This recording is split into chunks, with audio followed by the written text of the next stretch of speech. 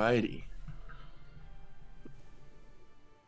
So, most recently in our adventure, once your long rest was complete, including some shared dreams and studying and scouting, you eventually embarked into the Barrens, an enormous territory within the Emerald Forest that suffered the Great Burning 3 years ago and has unnaturally refused to grow back from the ashes.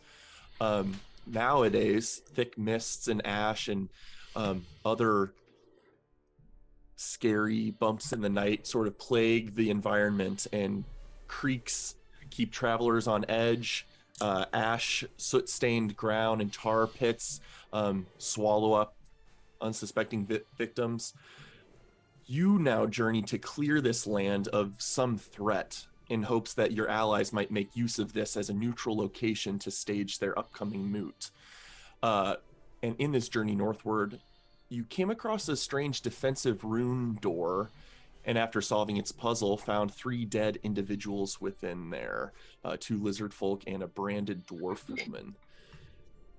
After destroying the haunting, unliving shadow that seemed to be trapped within there, you gathered the valuables from that shelter, and then were noticed by a nearby creature, Aquilari, an elicorn, supposedly not of this plane. He granted you all some insight into the dangerous threat in the area, Sarzarinth, the Rot Prince, and then accompanied you northward for the remainder of that day until Rome had made a subterranean shelter for you all to use. And that's where we pick back up in the evening of Turdas, Thursday, the 7th of Evening Star. Pretty cold and damp in this environment, and you're all able to kind of bed down for the night, stealing some rest in this harsh landscape, with Aquilari intending to lend his proximity to your aid in hopes that it will allow you to even recover during a long rest.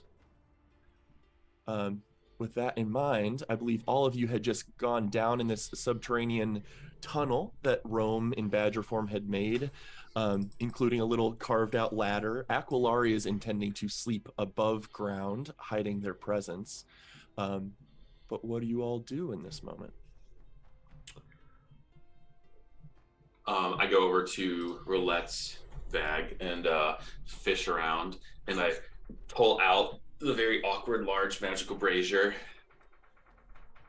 Very cool. Well, with this, we won't be shivering tonight in this wonderful cabin. And also, check this thing out. And I pull out the bedroll that we took from that cavern. Yeah, bear skin bedroll. Yeah. Yeah, and it wasn't all messed up like the other rolls were.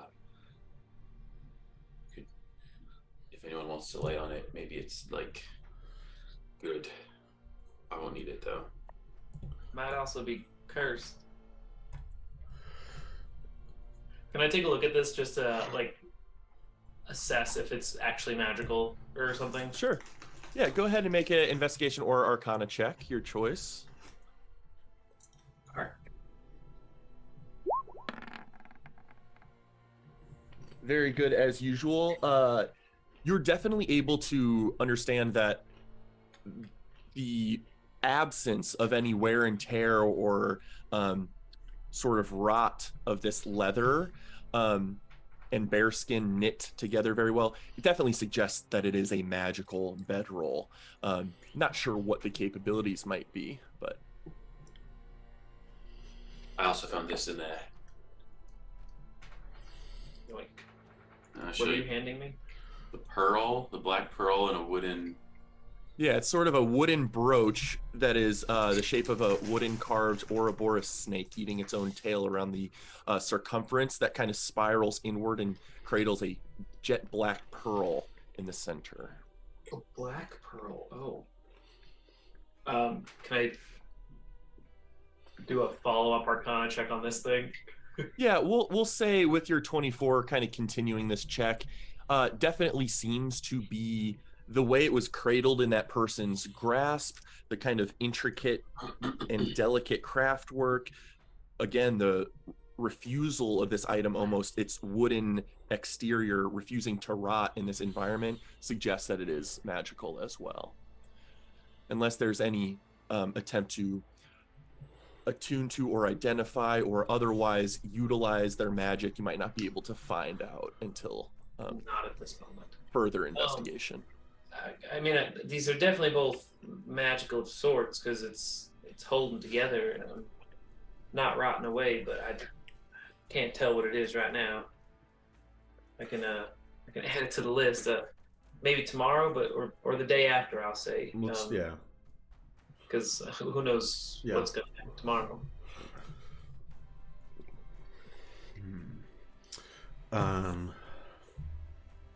Yeah, so Rot Prince, try and weaken it down and then potentially banish it, I think was the game plan. Because we need it to not be here in order to try and mend whatever is out of balance in that citadel. I would imagine also it's probably going to be difficult to kill it. Because if it is a dragon, I would assume that it would be difficult. So yeah, definitely getting you in a position where you can banish it would be helpful. And yeah, so whatever you guys can prepare to try and, if it is to have magic resistances, try and burn those away. I've got a couple low-level stuff in mind that might work. And then I want to shed some daylight on it. But yeah, I don't know if... Ooh, right, because it's sensitive to light, correct? Yeah, and I was also even thinking of preparing like radiant magic. If I can earthbind it, then you can come in and shine light directly on it while it's not moving. I was also maybe thinking Telperion, I could cast a bright light on you, since you're kind of the most mobile of us, and that way you could get to wherever the light needs to be. Cool. Yes, none of my strategies are going to change overnight. I could definitely, mobile. If you put that on me, I could stay on it.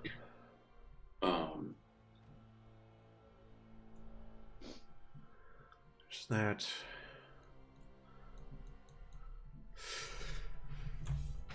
That's that.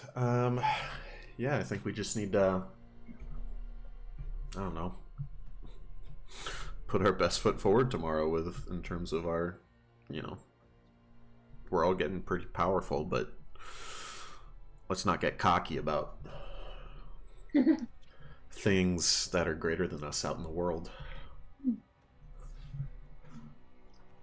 I wonder, that shadow thing we just attacked was resisting our magical weapons. I hope this thing doesn't also resist magical weapons, otherwise I'm not going to be very effective. Do we have any extra weapons that are not magical? I have many javelins on me. Yes. What about you, Jerry? Do you have non-magical weapons available to you? Yeah, I'm gonna punch that dragon right in the face. Well, I think if it resists magical weapons, it will very much resist non-magical weapons. Probably not my fist, though. Although I don't know if we should banish it. Wouldn't it be better just to kill it? Because then if we banish it, aren't we just moving it from one place, causing problems, to another place, causing problems? But doesn't it have like yes. I think Aquilari had mentioned that it would potentially reform, or its essence is like hard to kill in a traditional sense. And if I'm assuming correctly, that where it's from is, I think it would be right at home. Like there are places where that sort of foul, intented creatures thrive almost, and best to keep them confined to that than to let them spill over. Sure, but if he comes back, then we have to deal with it again. But if we kill it, it'll never have to deal with it again, right? Maybe there's a way to make it more vulnerable so that it actually dies this time and doesn't just reform. Maybe that, yeah, maybe just shedding sunlight on it, maybe sufficient magic will accomplish that, but we can ask the creature up there a little bit more about him on the way to the Citadel. Still gotta walk ahead of us. So, if I'm recalling correctly, your bright light will hopefully make it so it's not so resistant to magical attacks.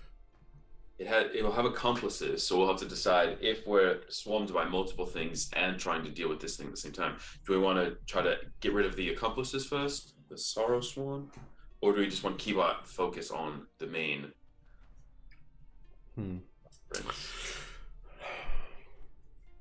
Well, I think there's a couple potential ways that works. Is they might help him be more resilient, and maybe thinning them out gives him less power, but maybe in reverse, he's giving power to them, and attacking them before him would be foolish. So, and then also, I mean, hopefully they're just kind of mindless minions. Yeah. Aquilari mentioned that healing magic won't be very effective unless he or it or they are near us. Mm-hmm. Oh, right. Yeah, that's true. So we'll want to be careful on that. Hopefully, with him present, healing magic's just as effective. That is my hope as well. You hear sort of the echoing, invisible voice of Aquilari echo down the chamber. And they say, "It is my hope that my proximity to you all will allow your bodies to recover in their natural way over the night. Though I should warn you that my presence may draw the attention of the Rot Prince's gaze as well. So, a variable to consider whether we draw Sarzarinth out into the open where his minions may leap to his side from the mists and ash, or if you prefer to venture into the Citadel, thinning his minions and then cornering him somewhere within." That sounds more appealing. And had you said something that focusing on trying to slay him is maybe not as straightforward as it might seem? Perhaps creatures of shadow are not easily anticipated. I mean, I think the option 2, I think that's a good plan for the next days. You lead us as far as you can to the Citadel. We head in on our own. Try and take out whatever enemies are in there and even the odds, perhaps. Confront this Rot Prince once he doesn't have much backup.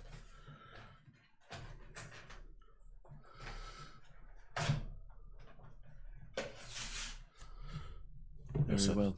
I think that is better. It is also possible, should you wish it to be considered, I could draw his attention away from somewhere if you seek to make an entrance without his attention placed upon you.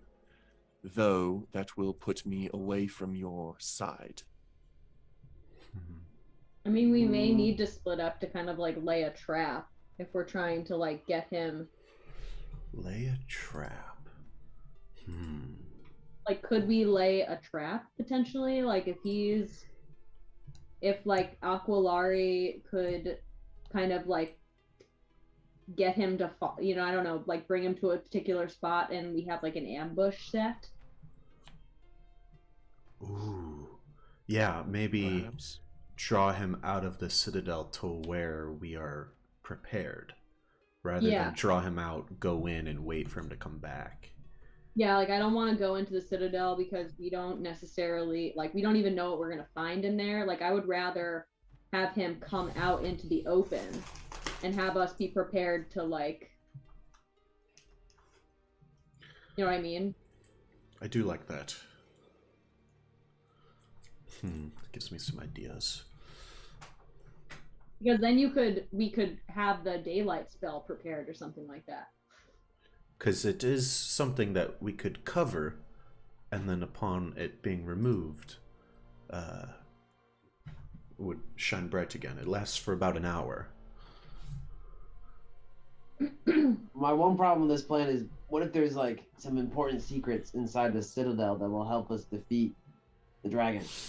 Like, maybe there's something inside there, like a weapon we could use against him, or like maybe the source of his power is there, and us luring him out and killing him won't actually defeat him permanently. You're saying we have to defeat him in his lair to fully defeat him? No, not necessarily. I'm just saying if we were to get him to leave the citadel and sneak in while he's away, maybe we could find out some more information. And try and, yeah. It might give us some good intel before we actually fight him. Might also be something valuable in there we can take with us, whether it's just pure gold or I some think sort of weapon or something against him. I think we need to make our way there. Yeah, if we in any case that we succeed. But yes, getting something there, if there is something there, that's not something we can just discount. Didn't Aquilari say that he didn't think the Rock Prince had been in the Citadel long enough to truly fortify it? I think I remember him saying something along those lines. Is it? I'd say, Rome, I like your idea. I let's do maybe a bit of both. Aquilari, if you don't mind, potentially taking his gaze somewhere else other than the Citadel tomorrow, we can sneak in. We can take care of any things that are in there, do a bit of investigating, like Jerry said. And once we have a bit more information and maybe weapons or armed with something, we work on setting that trap somewhere. Even just taking his stuff might piss him off, therefore making him less dangerous. Ooh. A reckless enemy is a weakened enemy. Exactly. If we brought out all his stuff while we're fighting him and taunted him with it, imagine. I know if I did that to Jerry, he'd be pretty messed up when I try to fight him. Yeah. So it probably works on dragons too. You are basically a dragon, so. So sneak in, try and figure out the situation there. We might feel confident to wait there and ambush him upon his return, or we could potentially then sneak out again and reconsider options. Okay, plan set in stone. My only thought is if we're going to risk going in, it should definitely count for something. Like, if we don't want to just walk on out saying, "Oh well, I guess that wasn't worth the time." Like, oh no, we're gonna grab shit. We're gonna grab shit, and I can leave something behind. Ooh, he's a little bomb. I can leave a little staggered source of irritation. Plus, we'll beat up all his minions anyways. So. I think that could be important. But is the goal to sneak in and steal things and avoid the minions, or to kill as many minions as possible? I think. Kill later. Yeah, I think we'll try and figure out what to do, because we don't have much knowledge about it right now. One final piece of information worth considering.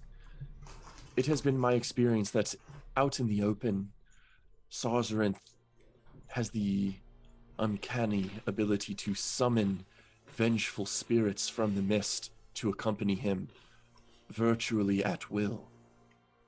Lost souls trapped here after their deaths years ago. I have also suspected that a critical piece of the forest's refusal to heal lies within the depths of the citadel, though I know not what that may entail. I will not be able to accompany you within the citadel. Keep this in mind. But I think some time and some confidence that he won't be around to the next corner will be very advantageous, and will make up for that potential negative effect. Wait, Toby, can't you speak to dead things? Or maybe you can speak to these dead spirits and tell them to switch sides and fight for us. I could do that. I could also charm them, but that only lasts about an hour. I could try and dispel them. Toby, I think you're going to be a critical piece tomorrow as a cleric of death. Rome, do you have any confidence in spells you can take that might slow or inhibit summoning of dead things? Or I don't dabble in the holy stuff too much. But Well, they're for or against. I mean, I have the Earthbind spell, which I think would be helpful in like holding. That is going to be incredibly useful. And then I think also me polymorphing into something that like rivals the size of this beast will be helpful as well. And cool. And yes, has the cool factor. So I was thinking that I would transform immediately, and then once that spell ran out or I lost my HP, I would then Earthbind so that we can harm it with sunlight. I think it's going to be important that you, in your polymorphed form, absorb as much attention and damage as possible, since we won't be healing. If we confront it in the Citadel without Aquilari, that's probably worst case scenario. Roulette, could you make sure you can detect magic tomorrow? I could do the same, but I think I have other spells that are potentially higher priority. Because maybe you could spend 10 minutes on the approach, getting it ready, and then at will do it later. I might also bring identify. Oh no. Ooh. Does anybody have a spell that allows them to locate creatures by any chance? Yes, it is. It requires, I think, more familiarity. As long I have to have seen it up close at least once. So maybe maybe if we hid and saw it leave after Aquilari, then while we're inside, I could have that ready to alert us, but it does require previous knowledge of the creature.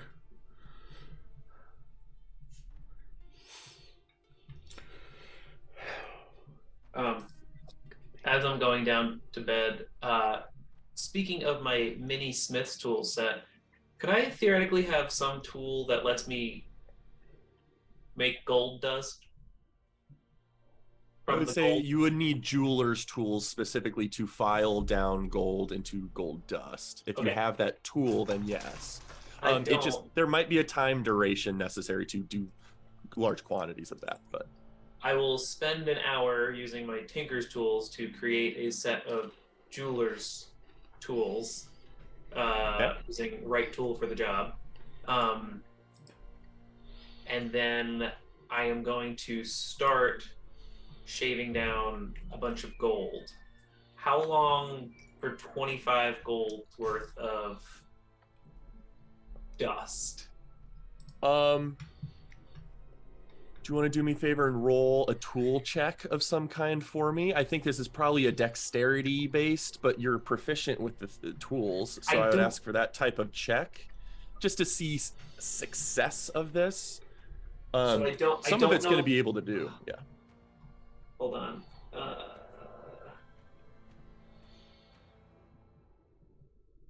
Give me 1 second. Sorry.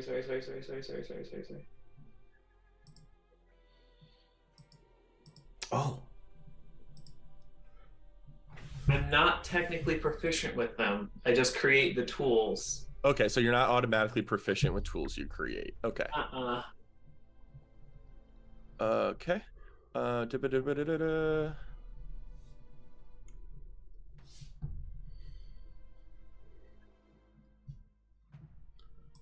interesting. I'm off a quick search. I'm not finding a good like infrastructure for doing this. So yeah, I just want you to make a check to see how fast you're able to do this well. And this is just a dexterity check. Yeah. I want to add stuff to it.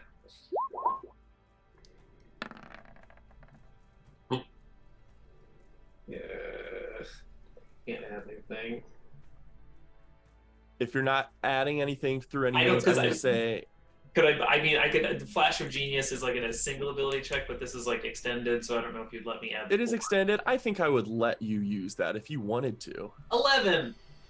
Okay, with an 11, you file down quickly a whole gold coin, and that took you about 3 or 4 minutes. So to get 25, it's going to take more than an hour of filing to get 25 gold dust. I watched Roulette doing this and said, Roulette, I don't need to sleep as long as you. Would you like me to do some of this in my spare time? Oh, that would be much appreciated. This is actually, and please know that this is actually a for a bit of your sister's work. Something she gave me. I'm gonna be trying to test it out potentially tomorrow.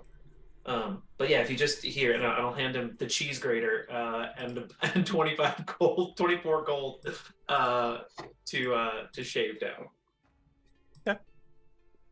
Topian, you are welcome to work on that during your awake time during long rest. Anything else anyone else wants to do as they bed down for the night before sleeping?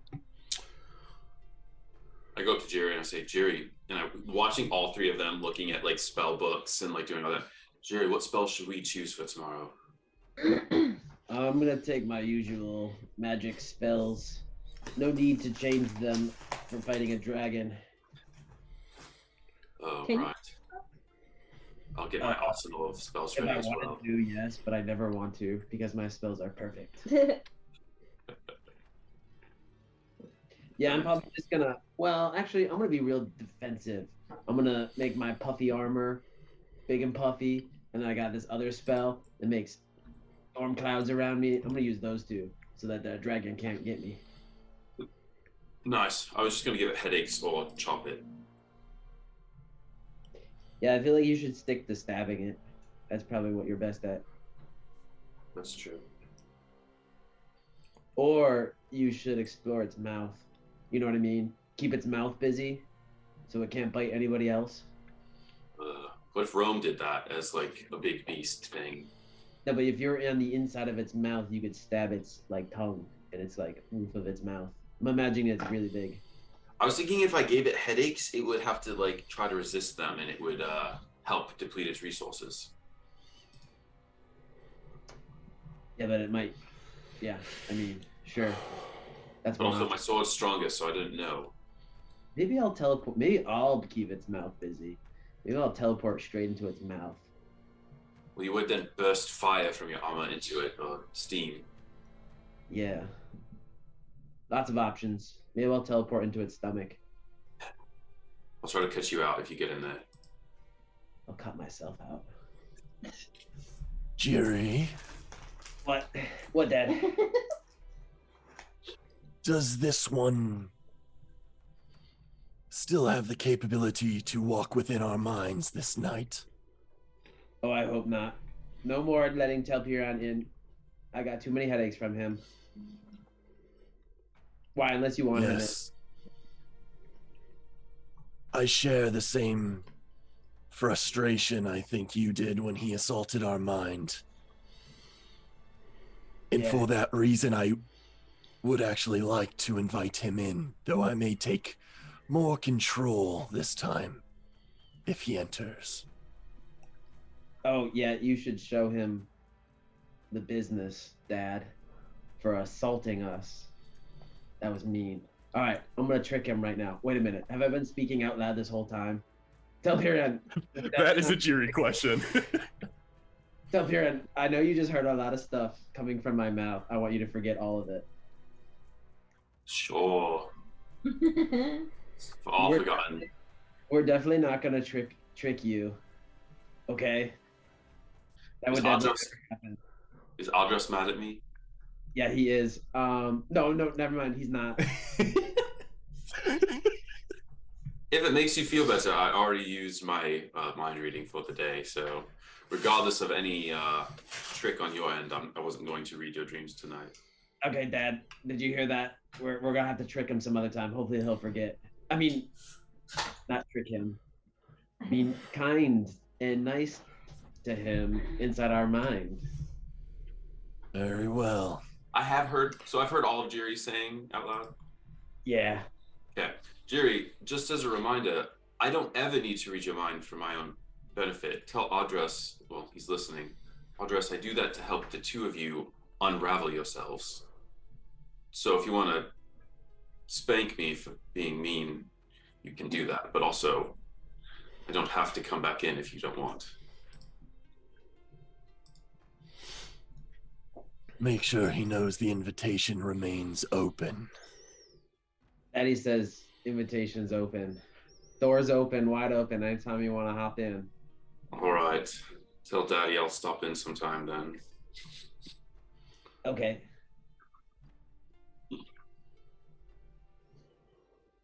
And with that, you all are welcome to engage in a long rest. Who's taking first shift? I'll take first shift and I'll grind some gold. Okay. Go ahead and give me a dexterity check. I'm assuming you're not proficient with jeweler's tools. Gold 2. Well, two. No. It 3 dexterity. Okay. It takes you longer, let's say 5 minutes a coin for 12 coins having been powdered. So you have 13 coins worth of gold dust so far after an hour. I'll do 3 hours worth because I will Oh, transfer yeah. 4 Okay. hours. So with all the extra time, yeah, if you're devoting your whole trance to that, or not your non-trance time toward that, you can file down the 25 gold worth. Then I wake up roulette after the 4 hours. I'm like, all right, time for me to peace out for the night. I mean, rest for the night. Here's your dust. May I it serve gave you him well. a very nice little silken bag to put it in. In the few moments you both share awake at the same time, Telpyrion, after your work completed, you notice that a lot of mist has begun to seep into this tunnel hole and is starting to crawl closer to you all. I have the Cloak of Elvenkind on, attuned. Boop. Gonna pop my hood up. And, I'll send... Wait, do I have to see to telepath? I think I do. I will reach over to Jiri's possessions and pull out the fan that I am intimately familiar with. Jiri, just stay asleep. I need to borrow this. I will give it back. Do not worry. Jerry doesn't wake up at all and just I'm about to pop my head out. I just want to see if I can telepath without being able to see the creature.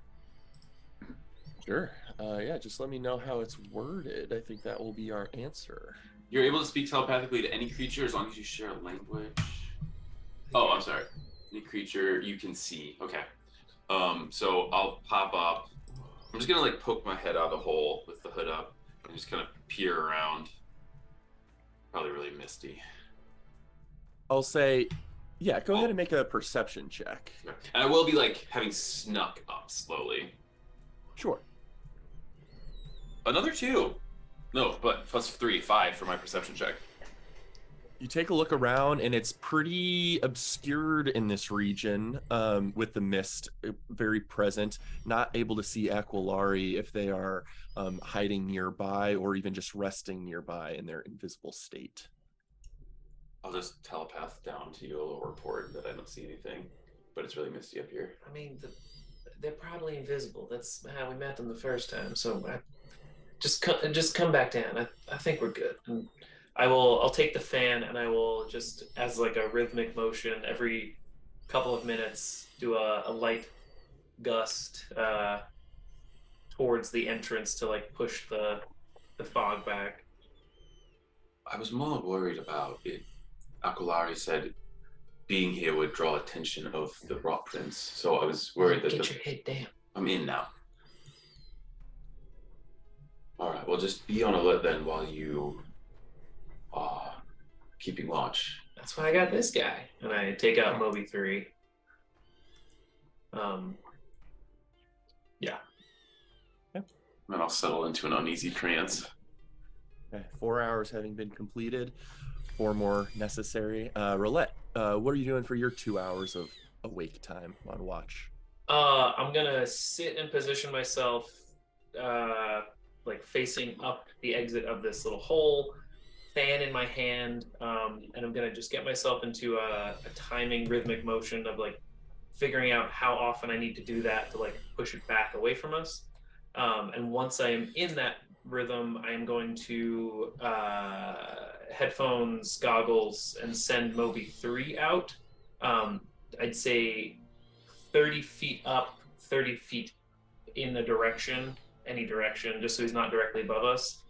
And I will just be perceiving through Moby 3 as he does like a perimeter. Okay. Go ahead and give me a perception check with Moby 3. Audible is included, so I think that will grant him advantage on that. Yay! 2d20s. Plus 2 to the higher one. 18. 18's really good. You can see as Moby does a kind of sweeper of the perimeter, you see the burrow hole Rome established gets lost in the terrain pretty easily. It's not like strikingly visible, but almost like a slow current of a river, mist is just beginning to slowly go in that direction and fill the hole, although you do see sort of the drifts slow as they near a specific section of it, which you probably identify to be likely where Aquilari's position is. Gotcha. Aquilari's proximity is preventing this mist from continuing normally, but it is still leaking into the tunnel. Gotcha. But no threats moving around that you can see. And I'll just keep the fan going to keep it out of our little cubby. Yeah, by the time your watch completes and you take off the goggles, even with your fan motion having been established, there is more mist down here than there was before. Gross. And then I'll wake up Jerry to give him his fan back and tell him to keep fanning away. Yeah. Are you sure you want me watching? Every time I watch, bad things happen. Also, Jerry, Jiri specifically, let me puzzle this out real quick. 2, 4, 6. Jiri specifically, with your 6 hours of necessary sleep completed, and you only need 2 hours left of light activity, I would like you to please make a wisdom saving throw. Jesus. Come on, Jerry, wake up. I got your fan.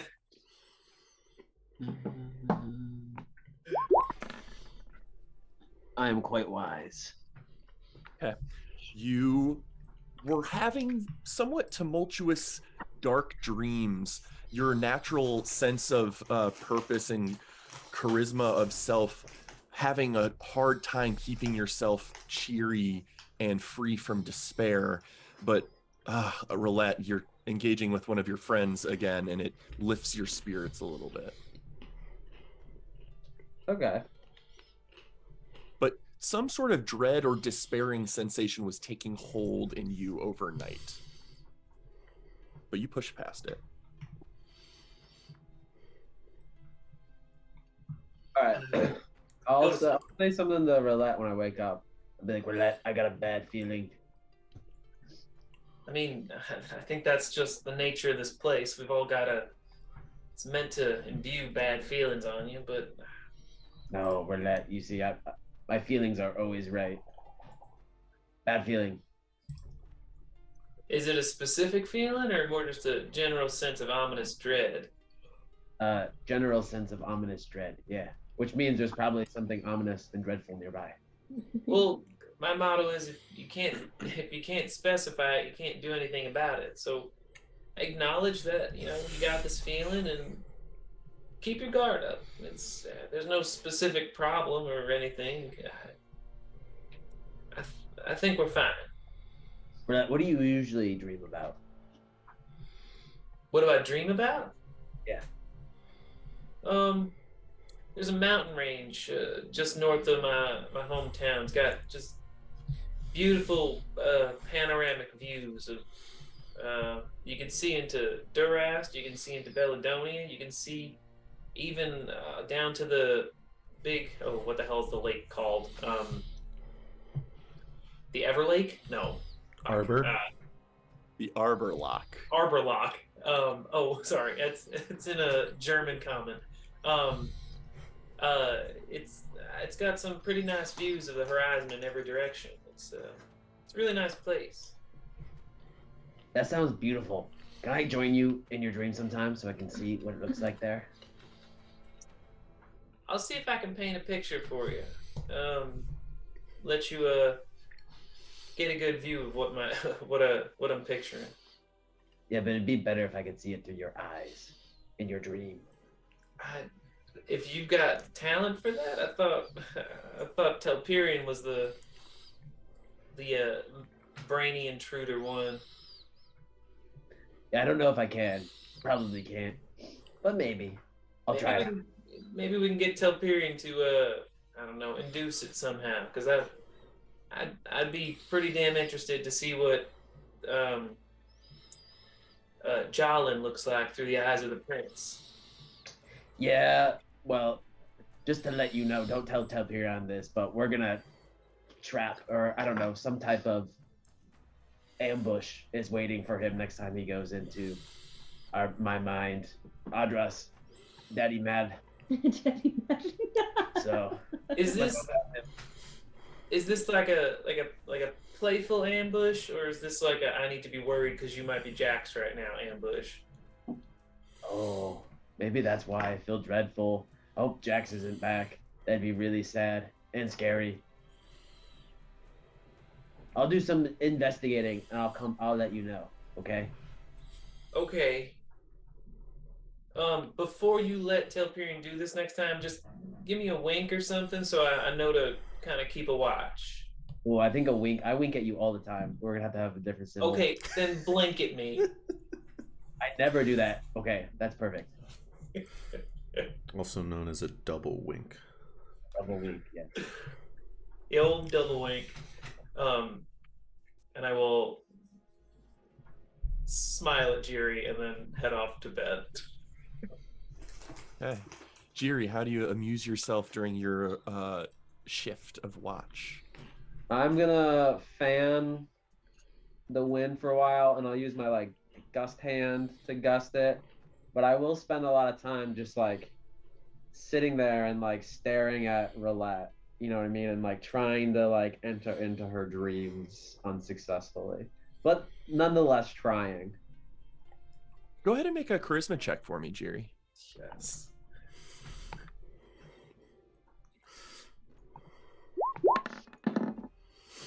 Rats. Ugh. What are you doing to me? Jiri, I'm not sure what you're trying to accomplish, but it's pressing on my power. Oh, I was just trying to enter into Roulette's dreams. They sound really cool. I would like to see that mountain where she's from. I can't imagine it. I need to see it in her dreams for real. It sounds Can like we, a little bit. can we do that? I mean, yes, we can. I know we can. Normally I would dismiss your foolish confidence, but your force of will just affected my abilities in a way that I did not think was...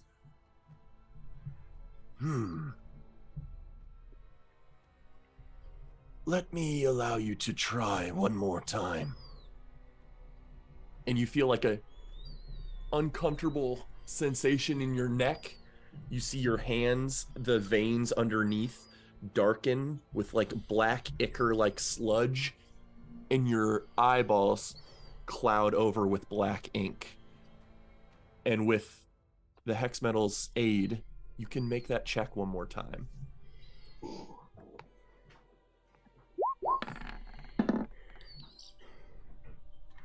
Ugh.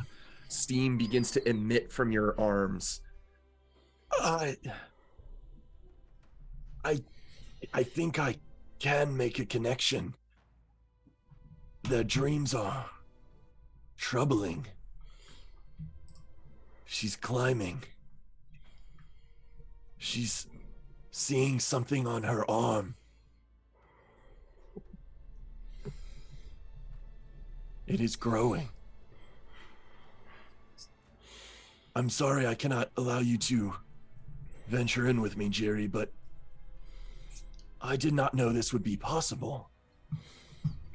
With practice, I suspect this is something we can achieve. I knew it. Okay. We'll have to keep practicing. But we should probably make sure Roulette knows that we can actually do this, because maybe she won't want us to if she knew it was actually possible. But she did say we could. I don't know. Well, I'll talk to her tomorrow and see what she has to say. Maybe we should leave her to her scary dreams. Very well. Perhaps we can gain unique insight into our so-called allies. Specifically that one. And your eyes shift to what you think is Telperion, but you sense your focus is looking past Telperion to Rome. Okay, good plan, Dad. Wait, we should probably pay attention. We're on watch duty. Yes, very well. Unique experiment. Go ahead and give me a perception check as you complete your watch.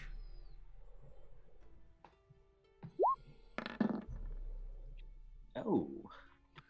16's pretty good. The fan is somewhat frustratingly not potent in repelling the mist without its triggering of an actual gust of wind spell, but your gust cantrip from your hand is successfully blowing back portions of it, but not enough to prevent its sort of ubiquity in this space. It just fills the container it's within, even though you are able to impact and divert it.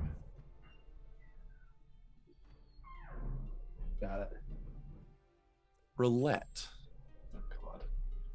As you are dreaming, maybe it's the subconscious memory you talked to Jiri about of climbing, the dreams that you've had before, a pleasant memory. But this time you're climbing,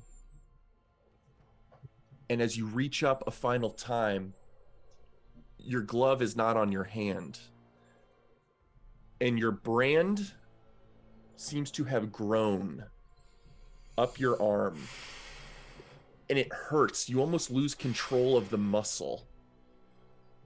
Can I have you make a wisdom saving throw for me? I want proficiency in these kinds of throws. But with some confidence, you look down, and the dark, cloudy depths far below don't make you lose your sense of composure up here. You look back up and your brand is as it usually is, and you're able to keep climbing, pushing past this strange sense of dread that almost overtook you. And as your shift completes, Jiri, and everyone else completes their long rest, could I have Toby, Rama, Telperion, and Rome please make a wisdom saving throw for me?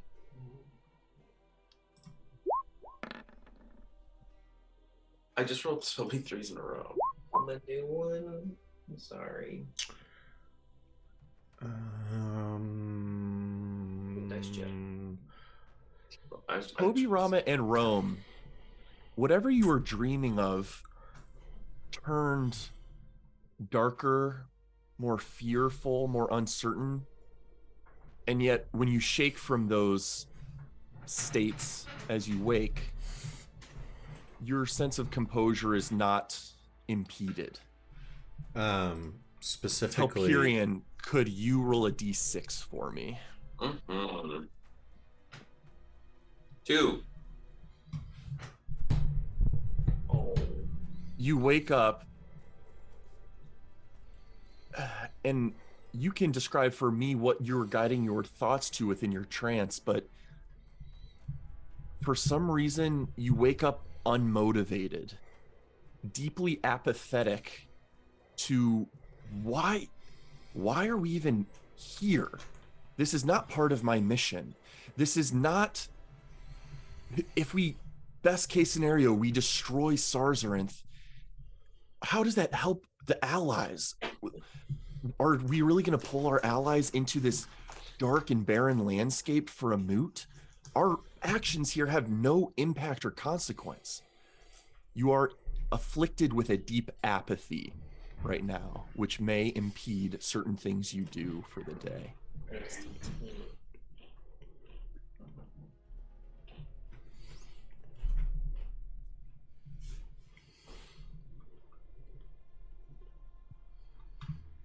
Probably won't really say much as I wake up.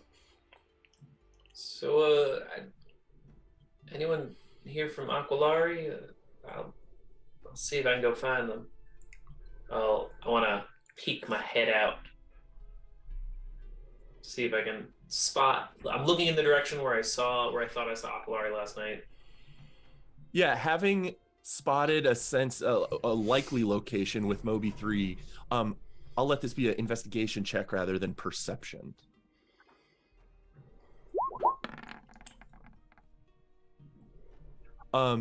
Very clearly you can see a slight divot in the ground where ash has piled up around a location, but not there overnight. And the mists do swirl more slowly around that vicinity. I think I spotted our guide. Might just still be sleeping, but everyone kind of ready to go? Keep heading north and get to this citadel? ready to roll. I am awake, child. Oh, good morning. Indeed. How fared your sleep?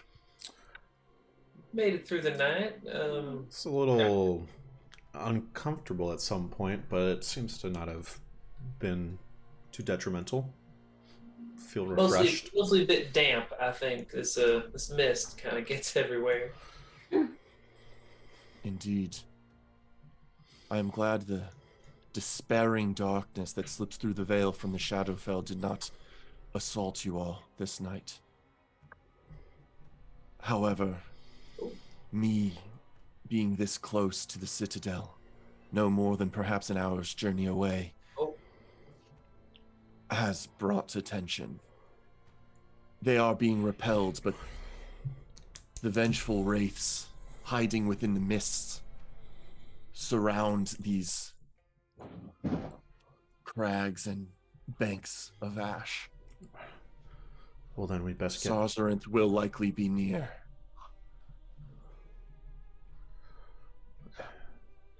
Oh, Rome, you can make us really stealthy, right? So that wraiths don't find us. Let's not waste any time.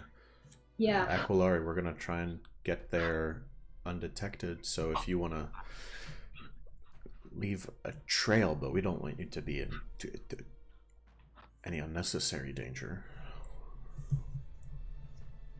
I am quite adept at hiding even within these woods. I will do my best. And when you all are ready to make way, diverting from my direction, I will leave you a simple parting gift. Let me know when you are ready. Oh, I need gifts. I'm ready. I think we're ready to go. Jeez. I've got that, so I'm gonna get rid of that. Toby spends a couple extra moments getting up. And okay.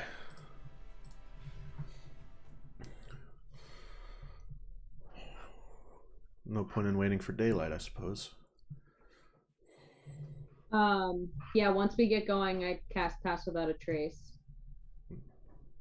Very well. With Pass Without a Trace cast, go ahead and everyone give me a stealth check, including the +10 from that spell. And Aquilari will make themselves visible once more. There they are. And with that in mind, I will go ahead and just throw them up on the screen. Hopefully that appeared for everyone. As the strange feather-scaled stag-like elk becomes visible once more, its horn begins to glow slightly, and Aquilari gives a very melodic, haunting baying sound that carries a melody throughout the air. Telperion, your apathy is removed.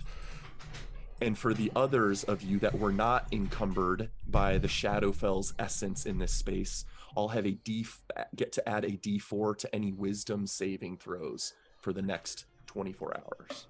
Ooh. Wisdom saving throws D4. That part does not apply to Telperion, but it did remove your apathy. Yay.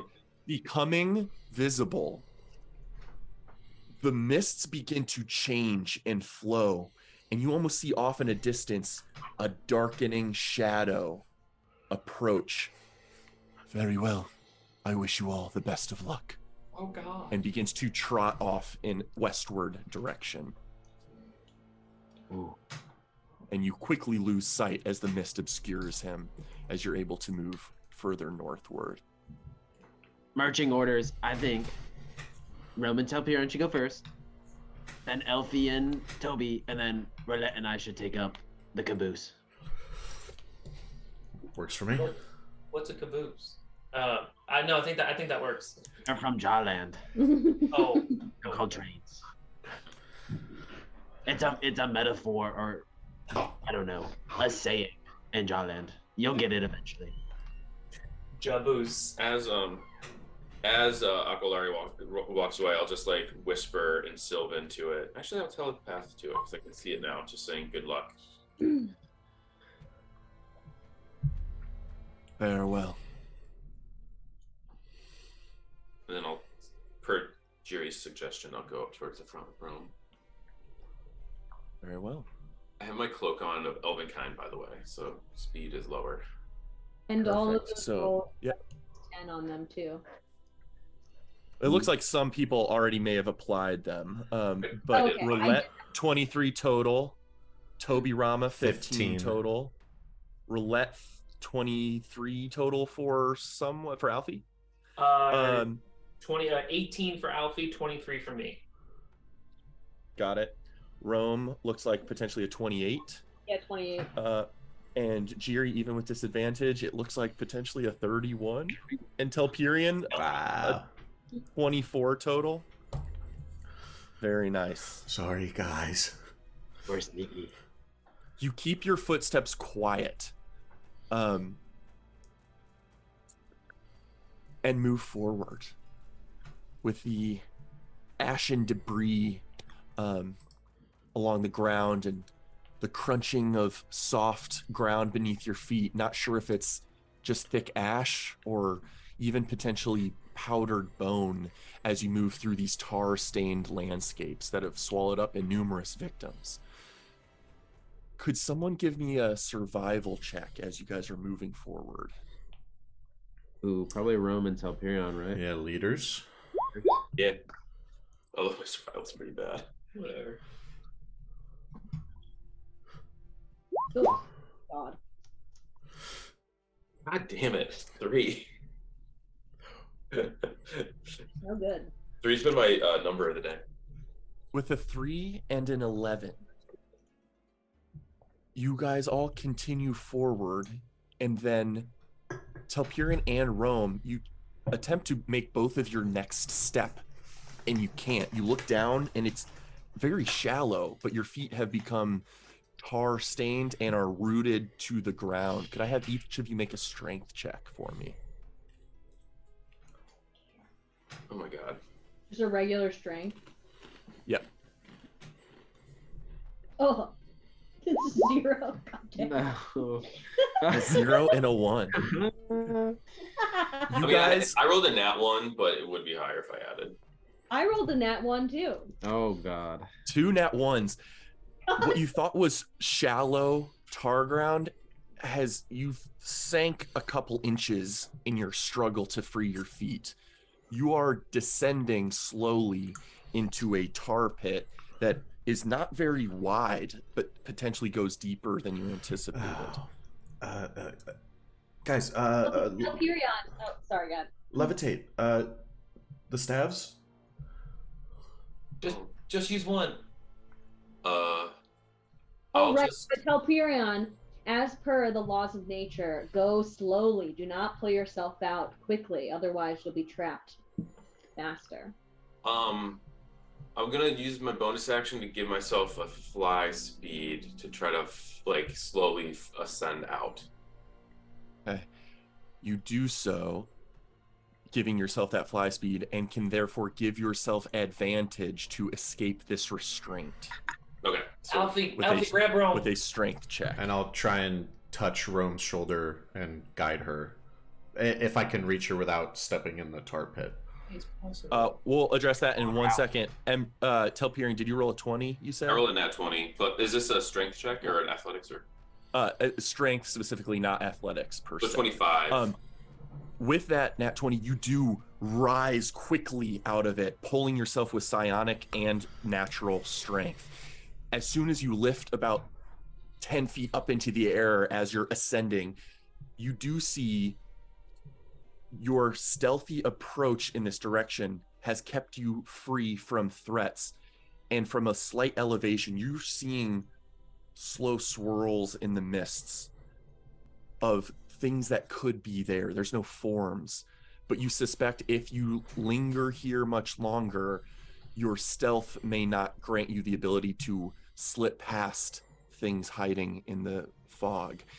Toby Rama, you had just indicated an interest in aiding Rome in some way. Could you remind me on that? Yes, if it seems like I can reach her and touch her without getting into the pit or the tar, I'd like to try and give her guidance. Okay. Well, we will do this then. With my movement, I'd also, after seeing that, would like to go down and with my flight still try to lift her out, but Sure. We'll resolve. These things are happening simultaneously. And I'm going to go ahead and move us to this screen.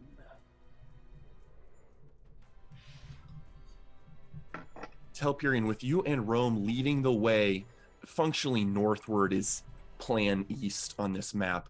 You had just risen up into the air and are now not within the tar pit. Rome, your vines and tree-like form are almost being just coated in ink, and it's almost like it's with capillary action is starting to climb up your roots, if anything. Toby Ram, you grant guidance in this moment. Rome, you can repeat your strength check. It is a higher DC as you're further down in the tar, but you do get a D4 benefit to this check. Okay, and also moving slowly so that I can take myself out of this non-Newtonian fluid. Rome, Very throw nice. her a rope. Or, excuse me, Roulette, throw her a rope. Yeah. With the D4, that'll do it. Rome, you very carefully struggle to get out of it, and it is above your strength capacity to normally do so. But you do feel emboldened by Toby Rama's minor magics, and it gives you the little extra tip you need to sufficiently step out of the tar pit. However, with the casting of a spell that does break stealth in a minor way, you guys hear a whirling sound over in this direction. Just that Bro. sounds somewhat unnatural. Rome, after you get out, Jiri throws you a rope. Wow, I got you, Rome. I like cough up whatever tar is like in my body and like spit up this like black shit. I'll float back down and be like, all right, we need to keep moving now because there's plenty of creatures and things around us that could hinder us and reveal our presence. So, and like, can I kind of guide us a direction, having gotten that visual vantage of where there was less disturbances? Absolutely, you can. You guys just know that this is a tar-stained landscape, and so there are many spaces that are functionally difficult terrain and even could grapple and or restrain if stepped in.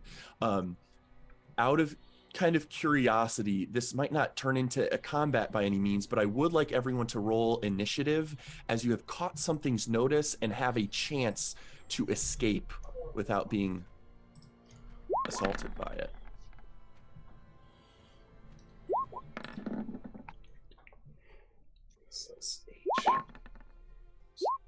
Oh, I hadn't clicked on my thing. It's weird. No, Usually I it's didn't weird, click on Toby. my phone either. Sorry, I rolled a 6. I don't want to re-roll it. 19 for Toby.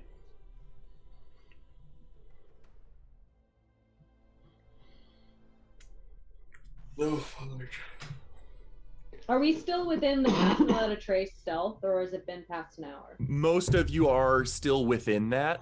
Toby Rama has just, for a moment, broken stealth with the casting of a spell, but yes, it's still bolstering all of your stealth ability. Okay, cool. Toby, you said yours was a what? 19. Okay. Anyone else not on here that needs to be on here? Rome? Yeah, I rolled a 6. I'm sorry, I didn't click on my thing. 6. No worries.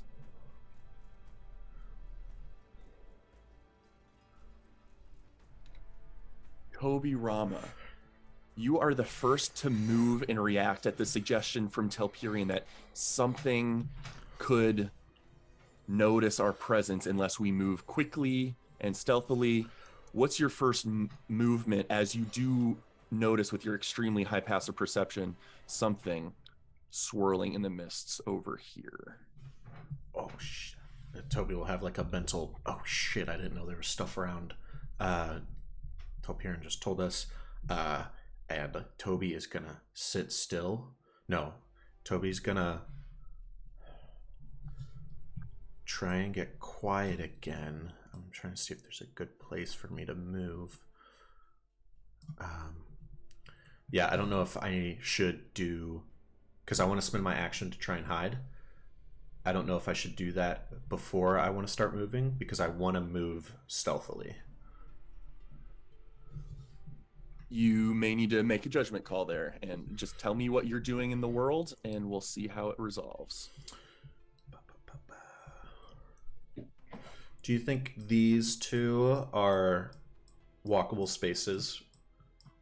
I do. Just as a note, your general party's travel direction has been this way. Okay, that's what I was wondering. Thank you. Ah, okay.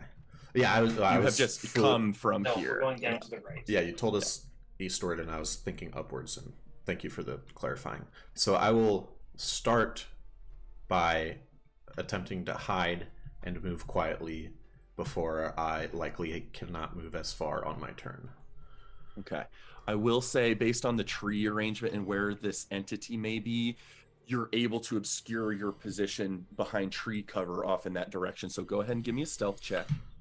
And the pass without a trace does still apply. Come on, Boots of Elvenkind. Sexy. Much better. And then 30. I will go 1, 2, 3. Looks like I can do. You can, kind of sidling around the corner. Will that do it for Toby's turn?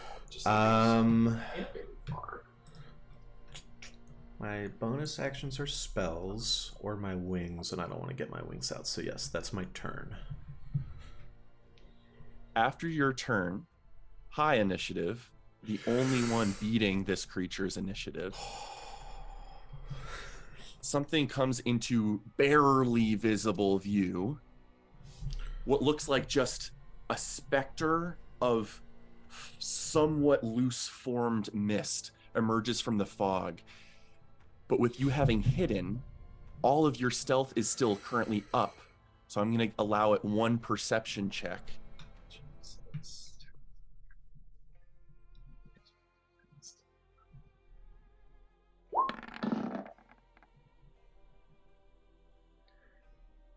I think as a group, your average is higher than this. Also, Crit, I don't know we're in a group. I don't know what it matters, but the Cloak of Elven Kind creatures have disadvantage when perceiving me. So I don't know if there's like a small factor in that. Yeah, it could effectively affect the DC. It wouldn't cause disadvantage on the whole party Yeah, per se, absolutely. but yeah, definitely good note. Because I do want to reward the Elven Kind's boons. You see this specter kind of come into view and then just fade back into the fog. My God. Seemingly having escaped its notice with a rather fragile set of circumstances there. Toby turns and mouths, "Sorry."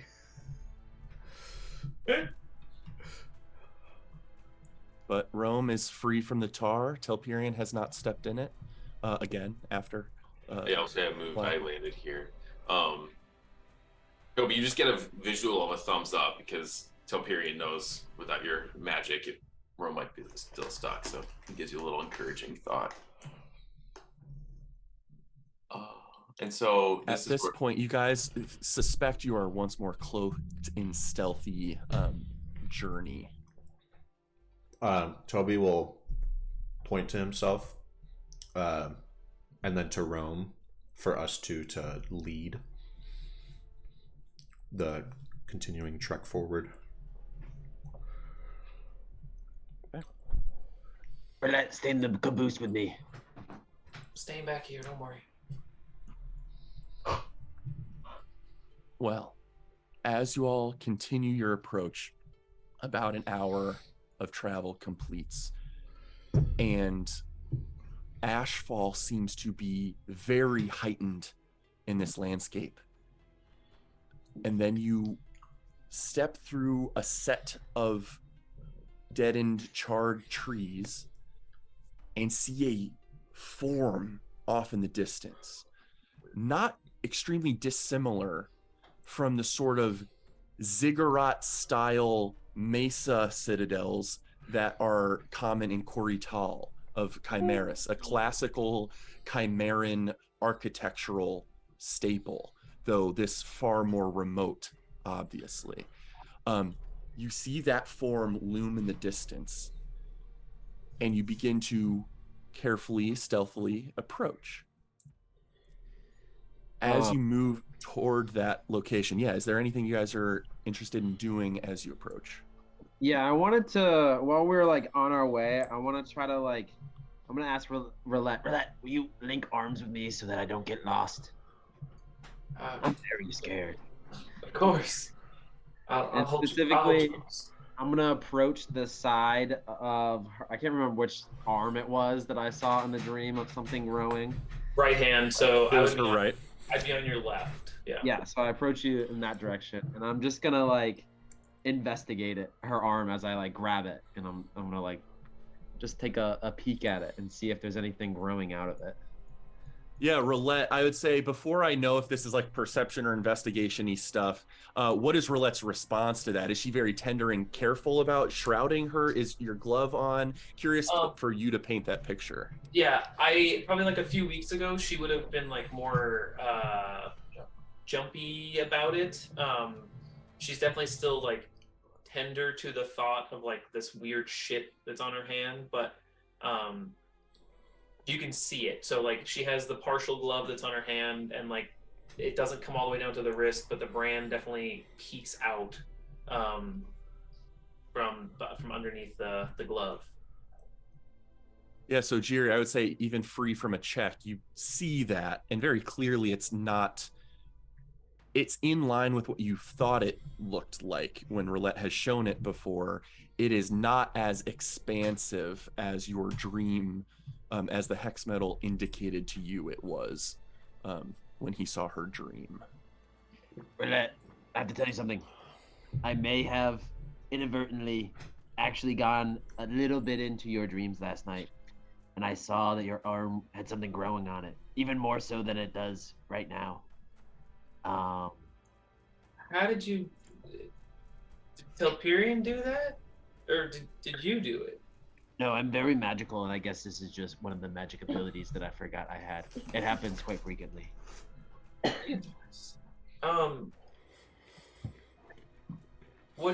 What did you see?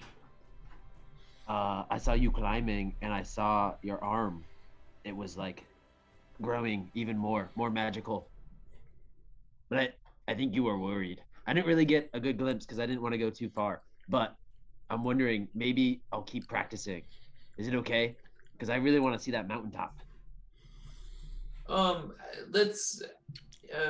Of course, I'm here to, I guess, help you hone whatever magical you got going on. But how about we wait until we get out of this forest? I don't know. It was typically, those are usually happy dreams for me, and it was a bit, I'd say, stressful last night. So, yeah, you're more than welcome to hop in there again, but let's not while we're sleeping out here again. Okay, that sounds like a good plan. I just want to say, I don't think you should worry about things growing on you. Rome's got stuff growing on her all the time, and she's not worried. So I don't think you should be worried either. We've all got weird stuff happening, and I've got it under control, I think. So, I appreciate you checking in on that, Jerry. Though it's nice of you to ask. Okay, but like seriously, hold on to me because this place is terrifying. Of course, and I'll pull him tighter in the arm lock. As you guys near the looming structure up ahead, could I have everyone give me perception checks? I want to steal Toby's shield so badly. Sorry, bud.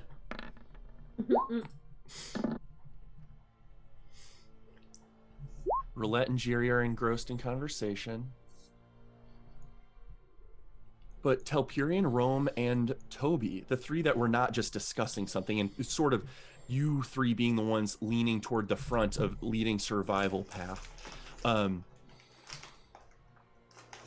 One of you approaches a mound on the ground that you stop at.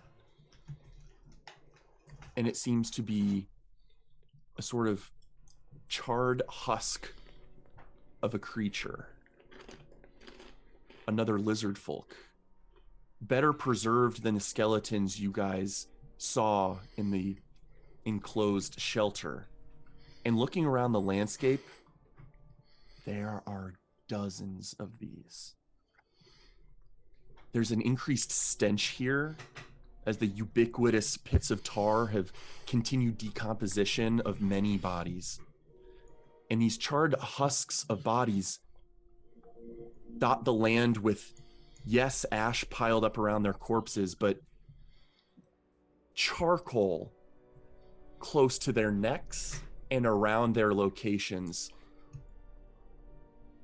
indicating what was likely some sort of self-imposed death before burning swallowed their home. This landscape reeks of death imposed by whatever fiend calls this place its home now, or something that happened perhaps 3 years ago at the time of the burning. But the structure up ahead seems surprisingly given to time in what is likely 3 years since the collapse of civilization that used to live here. Portions of the stone sort of like adobe clay type construction is heavily cracked in places. There are deep pools of sludge around many bases, as well as larger pools of tar nearby in this landscape. Up toward the middle of the top of this structure, let me put it this way, there's many caved in entrances, like little tunnels that lead into this location, and one that remains visible now that is not clogged with collapse off in the distance at the base of it. But toward the top of this structure, there seems to be some sort of open air courtyard type structure that sits on the top of this structure. And there is one large blackened, charred tree growing out of the top of it, like its roots go deep underground, and this mesa was built around it. And Roulette, as the rest of these individuals kind of slow their gait, to you specifically, who investigated once upon a time, there's something specifically familiar about the arrangement of trees, the radius of them around this central tree. And the charcoal, the ash fall is so dense here, it almost looks like it's blowing from the branches of this tree. Not randomly throughout the space, but in thin streams like a river from its limbs to nearby limbs of other trees and between those limbs as well. This almost reminds you of the orientation of what was a neural network of druidic ritual work from your trip in the Emerald long ago, but much fouler. Ashfall sort of suspended adrift, invisible currents in the air between the limbs of these trees, sort of centering around this citadel. What do you all do?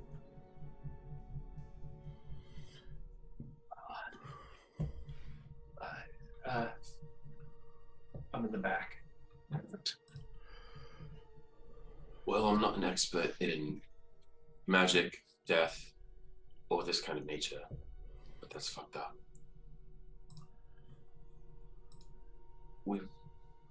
Tim, you're muted. Oh, I said maybe we should knock. Is there a front door? If that is, we probably want to go in The back door. Well, also, so we see what would have been entrances filled with stone now. Not necessarily filled with stone in a sense that like man-made humanoids like clogged them, but more like certain small tunnel entrances, what almost look like small windows but big enough for human passage, have collapsed. They're stone, clay, cracking, breaking, filling those holes, with one primary entrance available at the front, which is partially collapsed, but enough to definitely enter this structure. Is there a door on that entryway? There is not. It seems an open airway to whatever is within. How high are the walls here? Approaching the structure, there's about 6 tiers on this mesa-like structure. The most base one, where the 15-foot high open archway sits within, encompasses 15 foot of what is likely a 50-foot tall bottom structure. They get less tall as they go up, but it is a virtually more than 100-foot tall structure, with this central tree being some 200 feet perhaps growing out of the center of this. That's a big tree. If we could do it on scene, it would be amazing to levitate up and start at the top, work in, but we'd need like a cloud of mist or shadow or invisibility on us. Is the dragon most likely to be at the top? Well, I think we're hoping that Aquilari in this past hour has drawn him out elsewhere. Oh, so you think he's not here anymore? That's the optimistic viewpoint right now. I just want to go in the least convenient way possible, where they wouldn't have guards and they wouldn't be expecting us to come, anyone to come. Because if the shades or whatever is here, the sorrow beings or something walk through that front door, that's where I don't want to be. Hold on, but wouldn't they not expect anybody just to walk right through the front door? Isn't that like the least likely place that anybody would sneak in? But it's also the easiest place to set guards. I can detect traps, but it would be casting a spell, again, potentially inviting attention. So if we wanted to get close to the door, I could see if there are traps, and if there's not, quickly make our way inside. Jerry, can't you just become mist? Was it foggy in the doorway? It definitely looks like fog has included itself in the open air of that be doorway. Incredible. You could start from the top and work down. All right. You could do any number of things. I do what I do best, which is turn into a cloud. Good luck, Jerry. Jerry, I can also send Right, in this. This is the last time I'm going to be able to talk for a while, so. Jerry, what you want me to send in Moby 3? What? You want me to send in Moby 3 first? Ooh, that instead, maybe? Yeah, but who's See, if they see me, that's not going to set off the alarms. But if they see Moby 3, that's going to set. That's true. It's less natural looking. Can you make Moby 3 invisible? I cannot. That would be very cool. I should work on that. A cloaking system? Yes. Jerry, if you could find us a good entry, then as we make our way through, I'd be able to detect traps periodically. Okay. Yeah, I mean, I'll just turn into a cloud and see if there's anybody around. I'll sneak around for a little bit, and then I'll come back and let you know what I see. Any last minute advice? If you don't come back, we'll just collect some of this mist and keep it in a jar as a keepsake in remembrance of you. Oh, fuck, I can't do it. That would be the most honorable thing that you could do. Yeah. Okay. Honorable group. If I don't come back, it's probably because I figured out how to get to Jawland and I'm there permanently. See you guys. And Jiri casts decondense, and so he just like slowly evaporates into a cloud. Okay. Where do you go first? I'm gonna mist on right through the front door. Mist on. Okay. Your mist form, one and the same with the fog around you. If you couldn't magically feel your sort of boundaries, you might lose them entirely. You enter that vicinity. Go ahead and give me a perception check. You'll get some information for free, but Yeah, that's true. Oh, that 18 was so close. I kind of want to do a thing real quick. We should have maybe told him to go through one of the sort of clogged entrances. Oh, nice. I think he really wanted to go through that open door. Oh, shit. No, I don't have it anymore. I don't have your cloud shape. I need to add it back into Roll20. But for purposes of this, let me at least make you. Jiri specifically. Ooh, little individual map. That did not seem to work the way I intended it to. Jiri, did your map change? No. Okay, yeah, I think it did a weird thing there.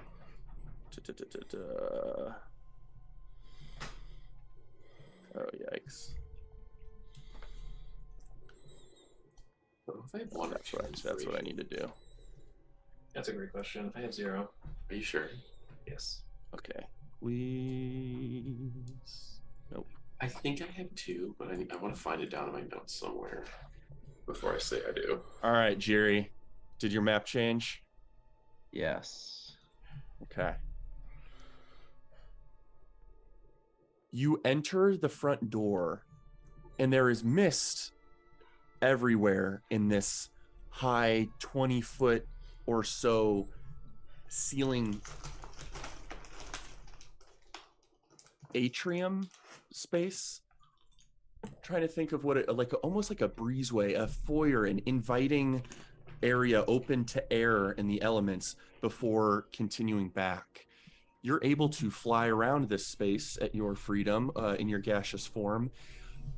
The ground seems to be completely covered in tar here, as well as leading toward this arching gateway over here, which above which cradles a giant head of a dragon figure, and it looks like it's carved from jade or some green material, almost emerald, but not quite as reflective and shiny, a little more muted green color, matte, but beautiful nonetheless, beautifully intricate carving work, as well as further collapsed debris within that leads downward.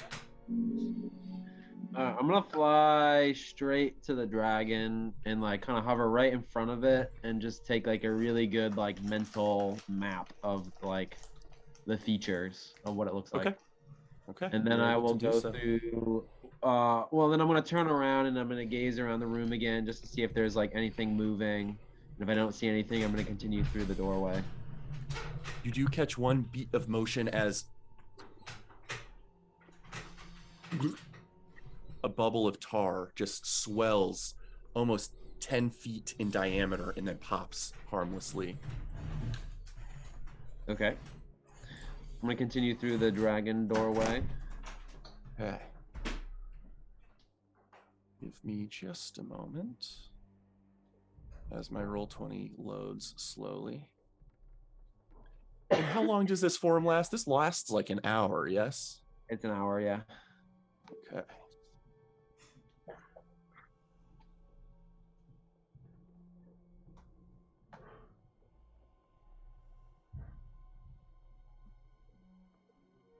Just want to make sure I do this right. Okay. You continue downward, and I will move you to this map.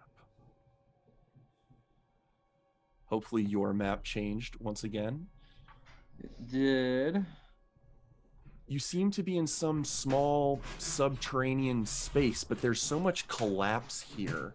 It doesn't look formal with beautifully carved walls and such. It looks like it has given surprising wear to time.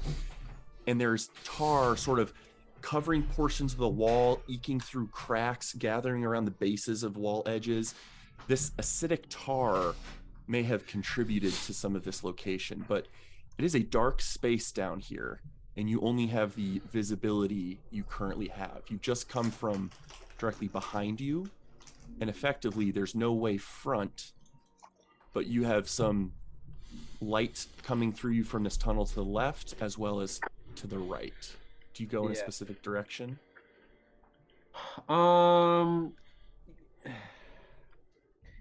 I kind of want to just keep flying around and just like taking note of like if there's any dangers, just looking for things moving, and then like just doing like a constant like move through, circle back, and then like head back after a while.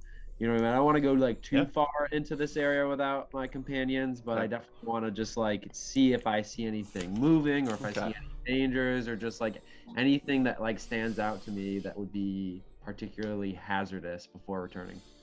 Okay. I'll give you some information, specifically about perhaps the layout, but with your perception check of 5, you may not get very perceptive information about some of the specifics. Okay. But I'll give you this as I polygon reveal some stuff.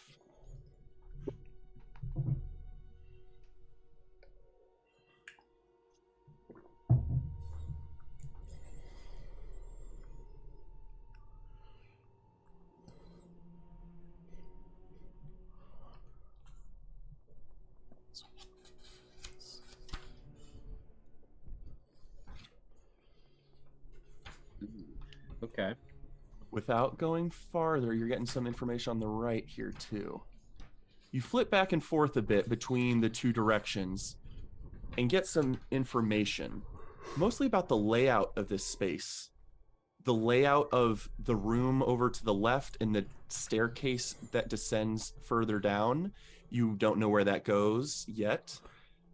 A statue here that looks like a large elephantoid, but his trunk wraps around his entire body like a boa constrictor and rests its head on its shoulder. You've never seen iconography like that before. And then over here on the right side, more tar pits and many what look like slain, rotting lizard folk corpses.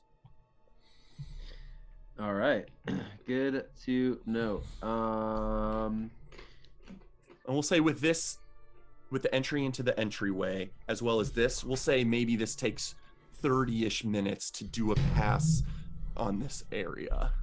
Okay, so at that point, I will start heading back since I know I can't stay as a cloud forever, even if I'd want to. So I'll head back to everybody, and I want to see where everybody's located before I decondense and reveal myself. What's everybody doing? Great question. What is everyone up doing? You guys at some point probably see a vaporous form peek back through the mist, almost worried that it could be a wraith in the fog, but you recognize. Oh no, I it to be return sneakily. I'm going like real slow. Nice. So I'm asking Of Toby course. if he can cast Water Walk today. Would that make us fly? Nice. Mess. Give you a way to walk on tar. That is not something I have prepared today. Oh, no worries. I'm also just like, I guess I'm just like, if he's asking what we're doing idly while we wait, I'm going to be using my sliver and just kind of like poking at things in the immediate environment, just like studying what's happened here, kind of intellectually curious about this place.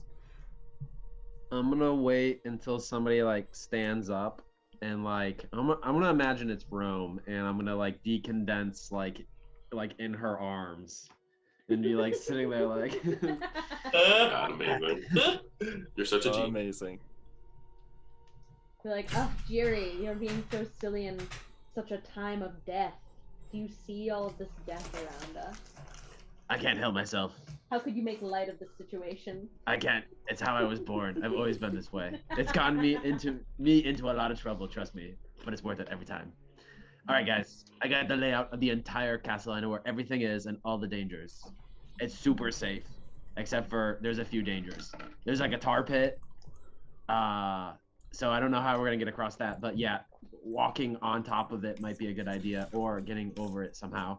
There's a big dragon face, and there's like a bunch of different ways we can go after we get past the dragon.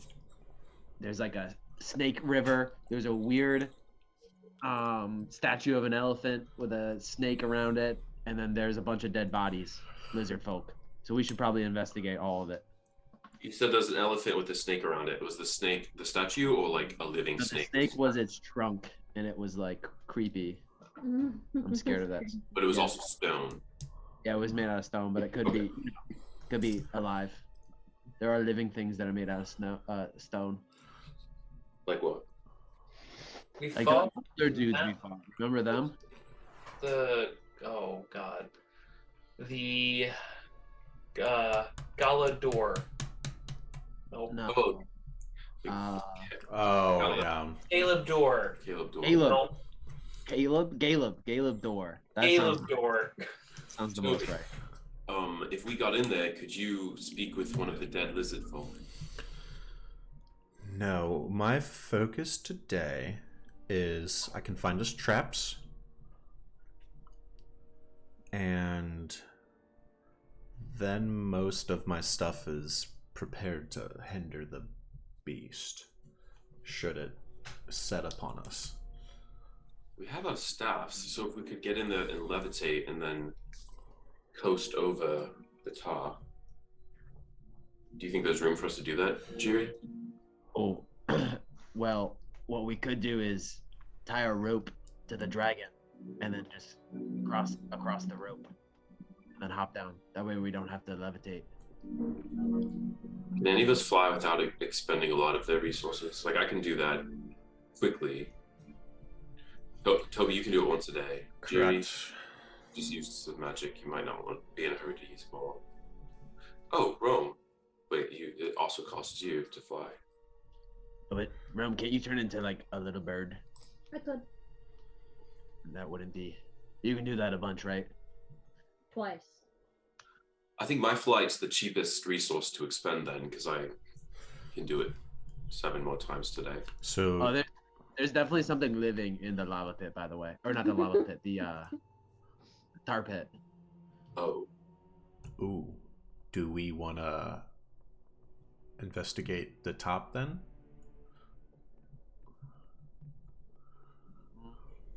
Maybe. I'm curious about the statue, so so he wants to go kill what's in the top pit? yeah, probably. And then also, we should probably take one of the lizard folks' dead body with us so that we can ask it questions later. Also, didn't the Aquilari. Aquilari, didn't Aquilari say there was a portal to wherever this thing came from in there, like a tear?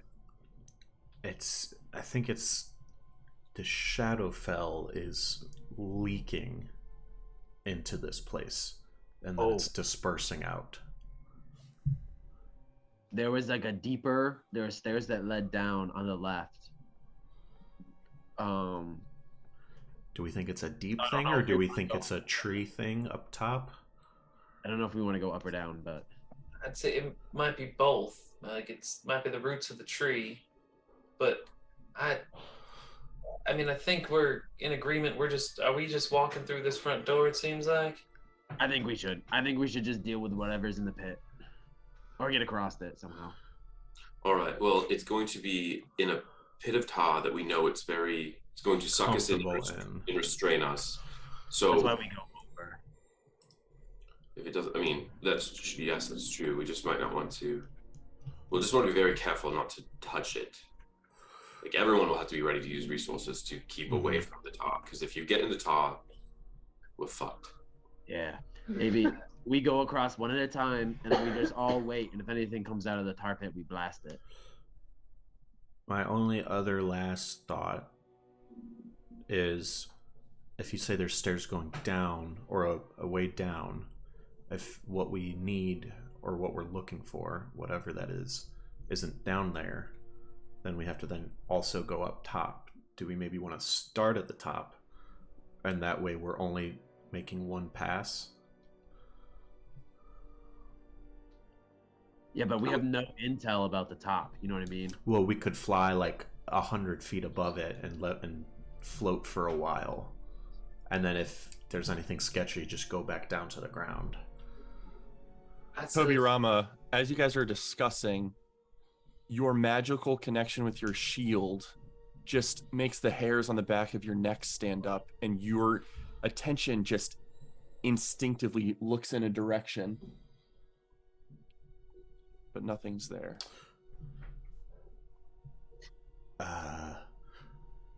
Yeah, that's just an idea, but I think we should move quicker rather than later. Okay. Let's do the front door since we know stuff about it. Yeah, because then we can always use our flying to escape if we need to. Okay, let's go. Okay. I'm gonna start ushering.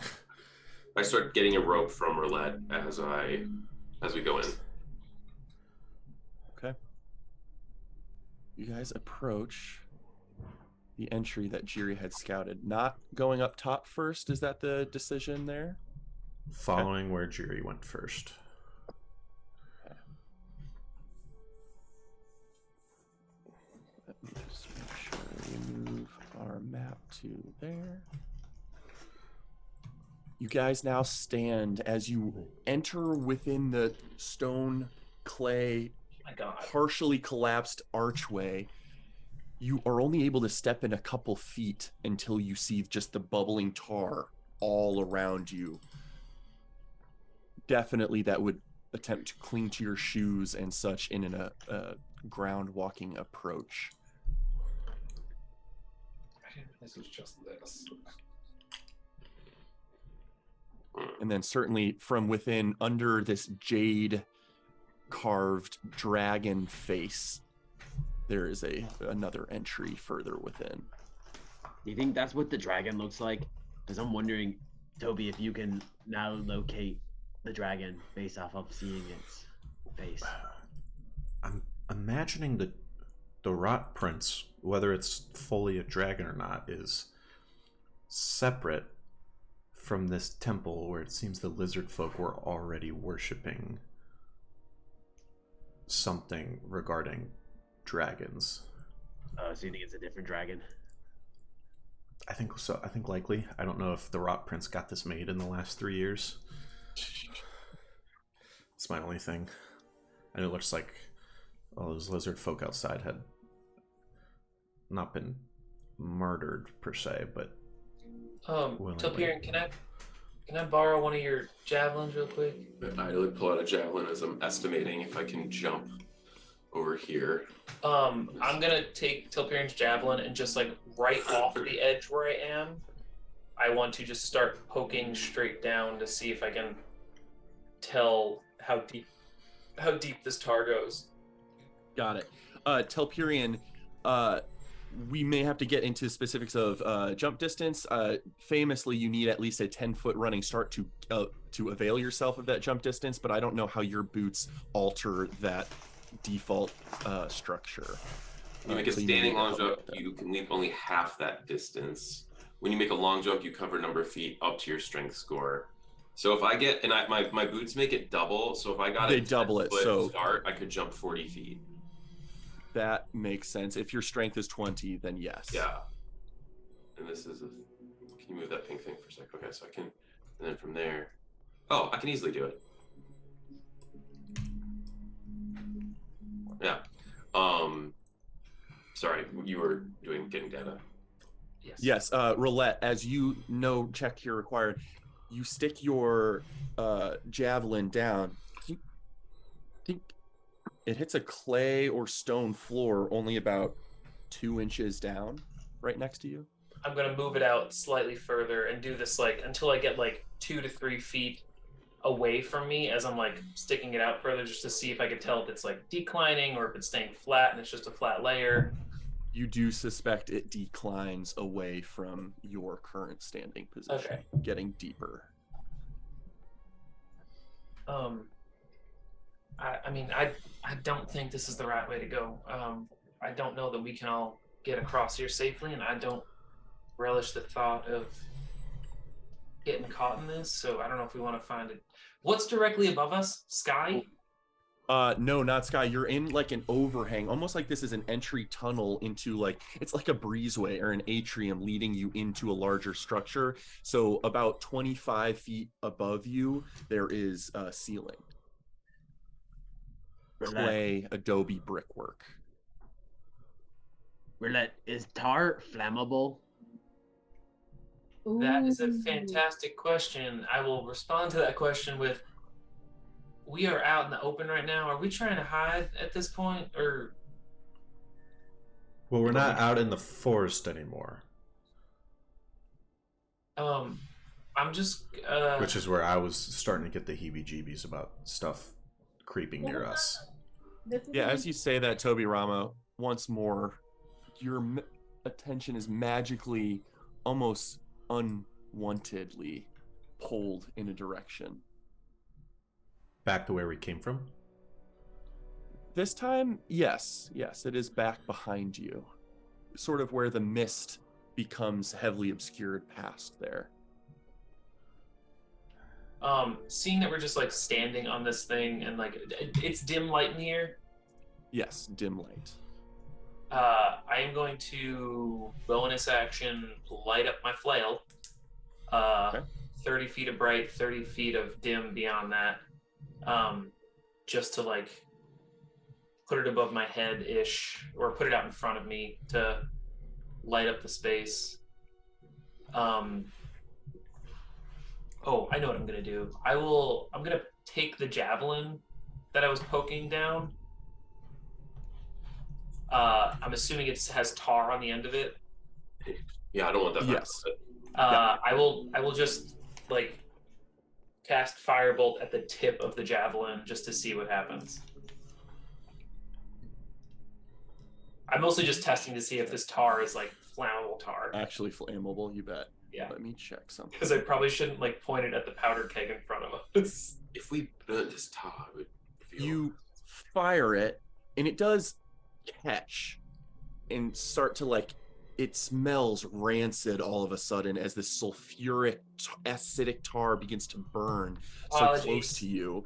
But it does catch the tar and eats away at it, the flame causing this like plastic-esque smoke to billow from it. So it is technically flammable, but it's not like it's rapidly ignited. Yeah. Ignite. So Jiri, you're saying that there's directions all through, we could go those different directions, or are we just going through the under the dragon head? Oh, I only went through the dragon head. I didn't even realize there's other directions. I'm not, are these other directions? Even based on your circumstance, for the purposes of the map, there are walls surrounding those directions. And then Jiri, How far can you jump while holding somebody? probably 20 feet. Oh, wait a second. Remember how we got across the lava? With the stone? I've got 2 boulders. Yeah, I was thinking about that. So I'm gonna, if you don't mind, I can hop over this way rather easily. The only question is whether we can traverse this or not. Jiri, is there more of this tar under the dragon head in the next room? Or would we be able to just walk into more tar? No. Okay, so there is a point. If you are all right with it, I'm gonna do a quick jump. Do it. There's stairs over here. I point towards the dragon. I'm gonna take out 2 ropes. We have 2 ropes, right? I could hand you one as well. Okay, we gotta knot them together because I think we might need at least 100 feet. So leaving one end, well, I'll leave one end with Jiri for now. I'm gonna take my 10-foot start here, and then I can jump 40 feet. My movement speed is 35 right now, so I should pretty easily, without having to risk it, be able to hop over that way. Okay, give me one moment. Okay. Show me where you're okay, beautiful. 10 We'll scoot out of the way. and then up to 40 of jump. Okay? Yeah. Sweet. All right, well, With your boots, that does not require a check. You see the flames lick from your boots almost like a propulsion as you leap. And you sail over in that direction. All right, so we could do. Is there a doorway over there, or is it just a wall?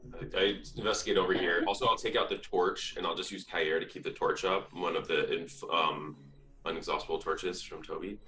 And I'll just investigate over here. And this is just kind of more stone, right? Yes, it just descends into black tar once more. But yeah, you're just standing on clay tile, perhaps 5 or so feet lower in elevation than where you guys approached from. Okay. And with a couple of you guys now having light sources on, I will just go ahead and kill the radius on roulette. Just assume all of this is in bright or dim light out further. However, mist is still lightly obscuring some portions of this terrain. Yeah. And I'll say over to you, if you want, I could fly up to the Jade Dragon and tie this rope end to it, and then we could create like a sort of line that you could all crawl up, and then we could have you fall over here. Is there a place to tie it on this end so that we have a... It's taut. While they're disgusting, Toby's going to walk up to this point and do Eyes of the Grave to try and detect any undead creatures. Okay. You alight your senses with your undeadly senses. And there is something to that being that is behind you. It's kind of past your 30-foot radius. 60. With it, you do distinctly identify a source of undead behind you, completely obscured by the mist. But it hasn't attacked you.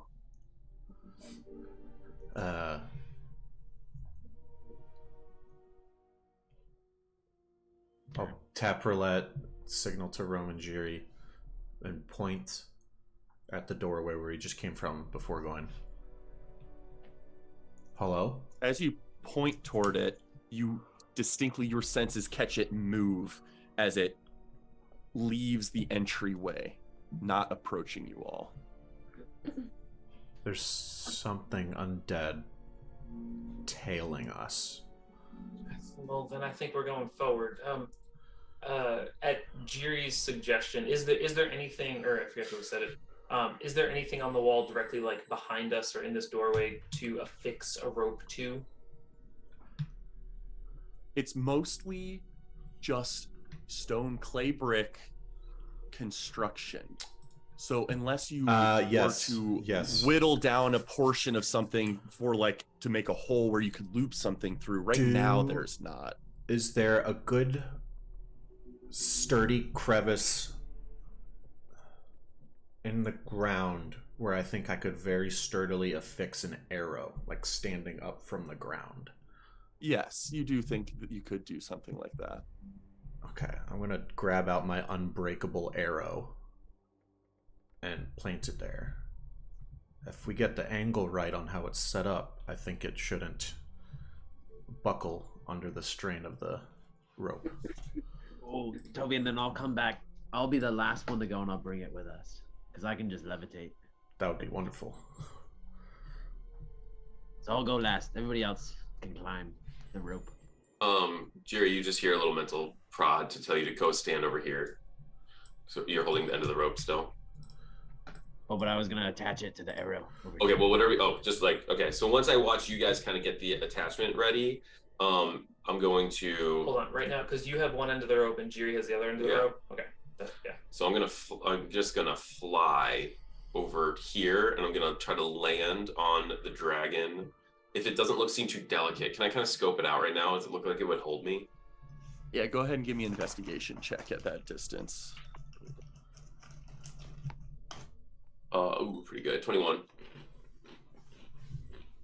It looks pretty delicately carved. You think the large sort of rotating wheel like spoke structure behind it that it's sort of mounted through looks like you could maybe affix something there, but the jade head looks rather, like a careful crafted ivory jade where a lot of pressure on that might cause a portion of it to shear off in some way. Okay. And how high is it? It's pretty close to the top with room for the spokes that rotate. So the center of the head is probably at 20 feet high, and then the spokes go up to 25 feet and as low as 15 feet, where they could theoretically rotate around. Okay. So I just want to find a point on here, like in the spokes maybe, where I could land. And I'm gonna, if I isolate that, where like it looks sturdy and it looks like maybe there'll be somewhere I can tie the end of this rope, I'm gonna fly up. Yeah, you identify, before you trigger your flight, you identify a couple spots that could work as handholds. You know that might be less strength-based and more finesse dexterity based to grab a hold and make sure you don't slip and fall off. Grab. Okay. Well, this is the plan. So, well, can I just use Can I use Kair and I'll catch the lantern and I'll just start levitating the rope over that way to see if I couldn't just like loop it around instead of making myself go up there. Yeah, Kair has a 60 distance range. of 60, so yeah, I mean, you can use it to hold the end of a light rope, loop it over in a direction, and you can loop it through a spoke. Okay, It's still so loose and not tied, but okay, I'll loop it through the spoke, and I'm just gonna try to do this as fast as I can. I'm gonna, once I got it looped in, and I don't have not even holding the rope anymore, and I'll just kind of shove the lantern in my like under my back so I can have light. I'm gonna fly up and try to, with my flight, and like I'm gonna try to do this really fast. Get it tied tight and then launch back. okay. Oh, I think the way I want to Oh yeah. handle this is if you are zooming up to it with flight, trying to tie it midair before you would have to fall at the end of a turn. It's essentially going to be how fast you can tie it, because if you tie it fast enough, then you can hang on to it. That's what if I want to do. If you don't tie it fast enough, you could. Yeah. I'm not going to try to go back. I'll tie it, and then I'll test it, and I'll just try to hang on the rope knot that I've tied. And if I don't fall, then I'll know it's good enough for them. Okay, so go ahead and move Telperion up there. You see him, everyone else, you see him launch up, flying psionically up in that direction, and he begins to tie a knot. Go ahead and give me a general dexterity or sleight of hand check for tying this knot quickly. They're the same thing. It's just +1. Oh, fuck yes, 18. Wow, with an 18, you tie it quickly, and then your flight begins to lose, but you have tied it sufficiently there, and you can hang from the rope right next to the knot you have affixed. I just thumbs up you all. Jiri still hanging on to the other end of the rope? Yeah, and Toby fixes the arrow to the ground. I'll tie it to the arrow.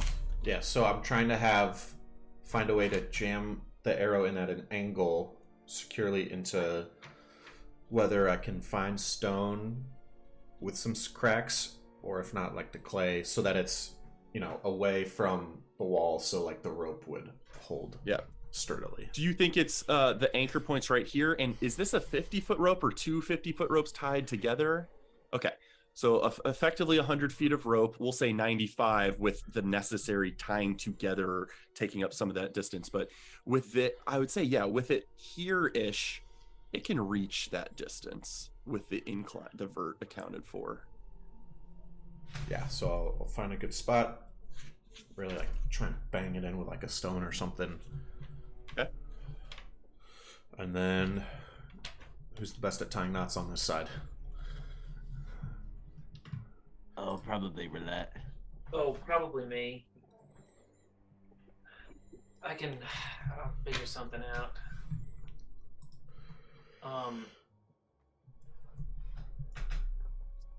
Fuck it. Yeah, we're using resources. I don't care. I go to start tying the rope, and I'm looking at the angle of it, and I say, Toby, do me a favor, hold this for a second. I'm gonna have Toby hold the rope. I pull the arrow out of the ground, and I am going to hold it in my open palm, like up at like head height. And I take out my little silk bag of gold dust, and I start muttering some runic incantation, sprinkling gold dust on this beautiful unbreakable arrow, back and forth, back and forth. It floats a little, and I grab another tool, and I start tinkering with it a bit more, casting a movable object on the arrow, the unbreakable arrow. Is this a ritual spell at all, or is this you're utilizing a spell in the casting of this? I am casting it. I don't think it's a ritual spell. God, that would be amazing. I literally just don't remember. So assuming it's not, you trigger your magic with your newly learned spell. You sprinkle the gold dust and incant your magic, and when you let go, what happens? As I'm finishing the spell, I am making a specific note for Moby 3 as a designated creature for this object. But as I let go, it gives one final shimmer, and all of the gold dust that was floating around it just gets absorbed into it, and it just hangs there in the air.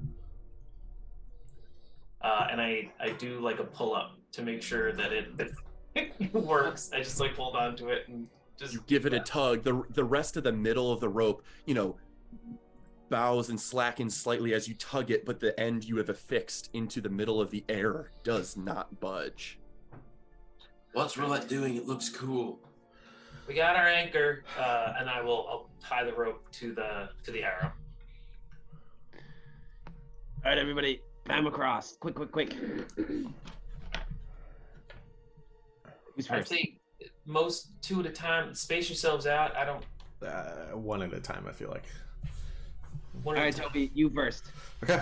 I'm gonna pat myself in a little silver shimmer as I give myself some guidance.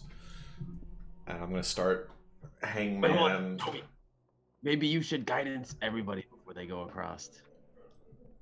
And go last. I go back the way I had just moved the foot and then decline and get ready to start handing out pats.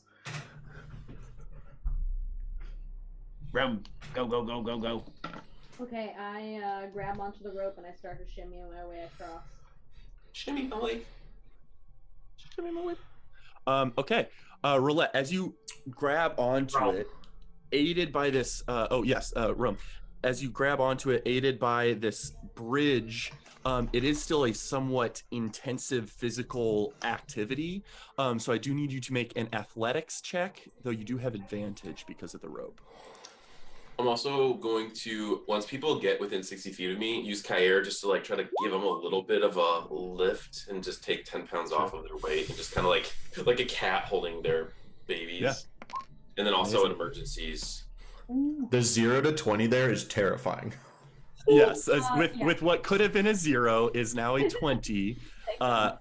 Rome, you very gracefully, even with not rather strong limbs, you gracefully ascend the angled rope up to Telperian's location. When you get up pretty close to Telperian, what are you doing? I reach my vine out to grab onto Telperion's hand so that he can pull me up the rest of the way. Well, and there's not, you'll kind of see like I'm holding onto the rope, and so do we have another rope? Because I could hold one for you. Swing. Yeah, but is there solid ground beneath Telperion right now, or no? There's a little bit of tar. It becomes non-tar right inside that, but a vertical drop from that location would put you in tar. You're not sure how deep it is. Can I kind of hang out in these little spokes here and just wait for everybody to come up? Okay, so I'll just... Yeah, you can kind of navigate your way around that. I do think leaving the rope, I do want an acrobatics check to be able to stay up there, not on the rope. I've got you if you fall. With a 20 will very nicely do it. Using some of your vines and stuff, you're able to wedge your fingers in cracks and help your ascent. So yeah, Rome, go ahead and move yourself up somewhere on the spokes of this giant clay wheel up there. Oh, who next? Elfie? Wait, no, Alfie's last. I'm gonna hop down so I can try to catch you all or something, but I'm not doing much up here anymore. Or you could, from there, give people an arm and kind of swing them underneath onto the land. Or I could. I think. Rome, you want to try that? Yeah, you're the strongest one here. All right, I'm gonna act as a little fulcrum and keep one hand really on the rope. And if Rome, if you want, I can let you take one arm and I could try to swing you into the next room away from the tar. I could always fly in as a bird as well. If it doesn't work, I can also use a telekinetic movement to not let you fall in the tar. But I think we wanted to save your wild shapes. Going this way. Sure, fling me. See what happens. If it doesn't work out, I'll just quickly transform. Yeah, true. So I'm gonna grab Rome now that she's got a better position, and then try to guide her and let her swing into the next room. Okay. Telperion, I want an athletics check. Rome, I want an acrobatics check.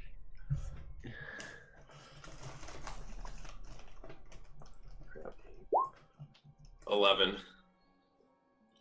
11 is above 10. You guys succeed on this venture. Rome falling to the ground, not prone, and taking half of the fall damage at a 15-foot, using Telperion's kind of center. What would be a 20-foot descent is 2d6, so you'll take 1d6 falling damage and are not prone and not in tar. Beautiful. So you just take 4 damage as your form sort of bludgeons the ground on a land, but you do compose yourself. You're not prone and you are not in tar. You are effectively sort of in what we'll call this space. Let's just mark kind of a spot where the tar sort of stops, knowing that's deeper in than you guys are from a vertical standpoint. Roulette, you up next? I will go next, yeah. And I will I'll start climbing over. Okay. Athletics check with advantage. Giving her a pat on the way out. Okay. Wow. This climber knows what she's fucking doing. She's good at this shit. Legs crossed, hand over hand. Roulette, do you have another rope? I've got like a 5-foot one that I use for one of my spells, but I think I'm out of rope. Even just 5 feet, I could swing you in with the rope and you'd get even closer to the ground. Or you could I could fulcrum you in again. Can I? I'm gonna hook my legs together and I'm gonna read from the Tome of the Dragon's Horde upside down and say Rasfim and pull out a boulder to drop directly beneath me. Can you show me where on this map you are? Directly under. So is that where Rome is? Rome is effectively 20 feet below the ground and a little further into the mouth of this cave. If you are at the top of the rope, you're effectively sort of here right next to Telperion, but still 20 feet up in the air. I would imagine it would drop like here. Drop to here, yes. Yeah, I'm going to try and do that. Just to drop a boulder in there. Drop a boulder. You have a boulder in there. I have two. Okay, how big is it? We have a thing. It's a 5x5 boulder, medium. 5 by 5. If needed. Once upon a time, I think I had a boulder. Rock. Yeah, you're so close. It's not just a boulder. It's a rock. I'm gonna wake something up. Oh, hell yeah. You do this? You Yeah. drop it? Okay. Yeah. Your boulder magically is vomited from your book, falling, and as it splashes into the tar, it doesn't like kick up a plume of splash water, but it just kind of like No, yeah. which is directly below you. The tar is directly below you. You do see a large bubble from this location below.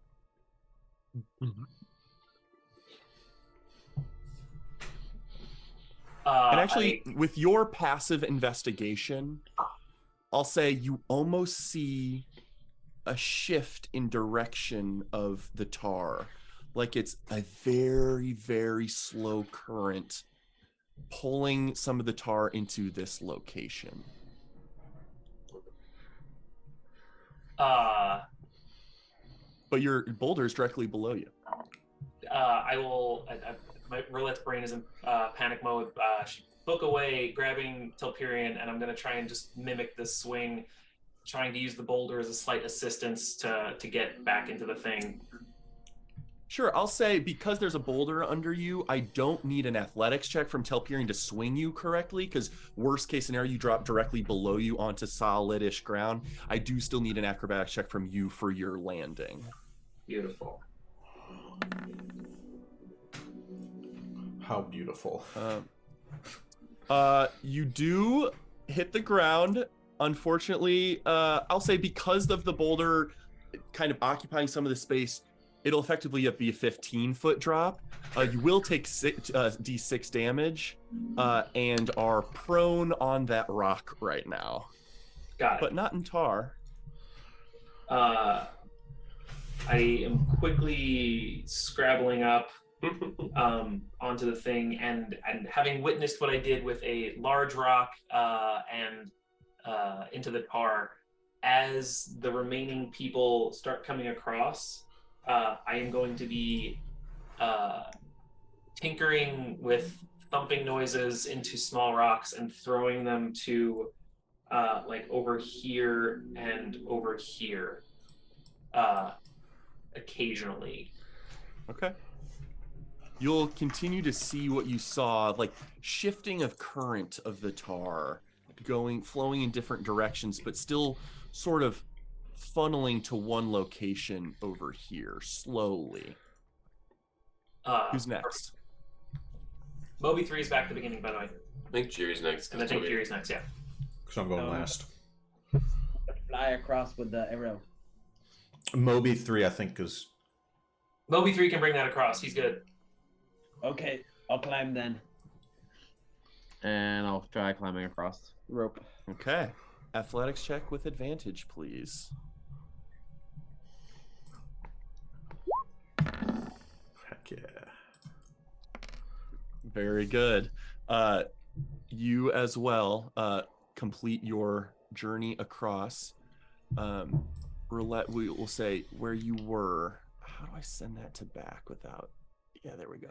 You were functionally on the rock. Did you kind of join Rome next to where she was? Yes, I would have moved into where Rome is. Yeah. Okay. So functionally, Jiri, you get up to being next to Telperion functionally, but essentially above the location of Roulette's rock. Do you jump down and descend? Yeah, I will hang down from like the spoke down here at the bottom as far as I can, and then just try to drop down. Okay, give me an acrobatics check.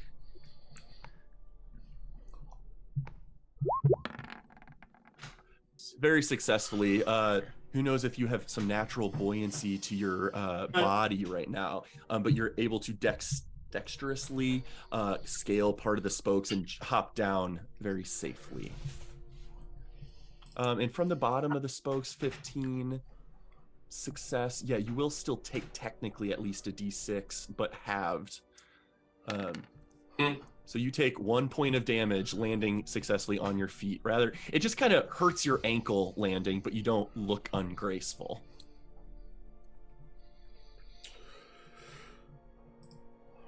Alfie? No. Toby is next. Toby? I begin. Okay. All right. Can you guide yourself? Yeah, I think you can. Yeah. Athletics with advantage. -1. Roulette, as you've been throwing things in, you're noticing a swelling in the size of tar here. Like what has been siphoned from other areas has been pulled and funneled into this, and it's beginning to be like a slightly bubbling mass of stuff. I'll stop throwing stones and see if it stops, and I will just encourage everyone to hurry. The phenomena seems to continue even when you stop. Yeah. With a 13, it looks like athletics, you successfully ascend the rope. Assuming Jiri was able to drop out of the way, you can certainly get to the spot above the boulder and drop if you would like to. Trying to copy Roulette, I'll do like my legs crossed. I'll take a second to hang and re-guide myself and have Telperion help swing me onto the land. At this point, the tar shifting begins to become more rapid, and you all are able to see this form take shape over here. Oh my God. With arms that sort of drip and pull away from its form, that just drip sizzling acid down below it.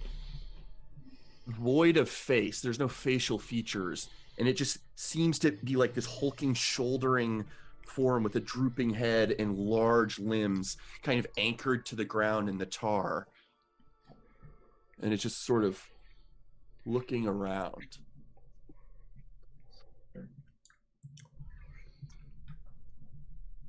But Toby, did you were you able to jump down? Or try to jump down? I'm gonna jump down. Okay, go ahead and give me acrobatics. Let's see if I can get a 4 on my guidance, because I recast it. That's true. Let's see. Dang. 8. Toby Rama. I'm going to have you make another check because you drop to the boulder, a 15-foot drop, a d6, and prone. But because you're shy of 10, let me give you your d6. 5 bludgeoning damage as you sort of slip in your descent, landing on a shoulder, which kind of feels like it popped in a not good way, pretty painfully, and you are prone on that boulder. Give me a... You know what? No, I think you are above the boulder. I don't need you to make me another check. But your foot is very close to slipping off that boulder and touching the tar, but you pull it up. Pull it up. Really try and be careful as I go up from prone and join them on the solid ground. This behemoth of liquid tar just slowly sludges across the ground. Its form suggesting it's like looking in directions, but it's not seeming to see and aggress you all. Moby 3, having been designated as a creature that can move the immovable object, will take the arrow and just move it 10 feet vertical. Okay. My hope, and I think I heard you say this, that the room is generally sloping down towards the dragon. Yes. So my goal is to get the rope to go from this to this. Okay. Yeah, so but the ceiling height doesn't really change. So Telperion having this end of it fixed 20 feet up, yeah, I guess you could get this end 25 feet up so that it's a slight descend toward the dragon head. I'll say this to Telperion. Telperion, you can undo the rope and bring it down. So I want him to like pull the rope down to us in the entrance, so that it's lower, so that when Moby 3 moves it up, it's like it's more like a this. zip line. It's a zip line because then I'm just gonna have Alpha use one of his charges to mighty flap and jump and just hook on with his bird chin appendage and then zip line down. Okay. Similar with everyone else, give me an athletics check with advantage. There will be no acrobatics landing check necessary because you're not really rapidly descending vertically like a fall. +2 plus my PB is 3, so it's D20 plus 5. Roll 2 D20. Oops. Roll 2. Roll 2 D20 plus 5.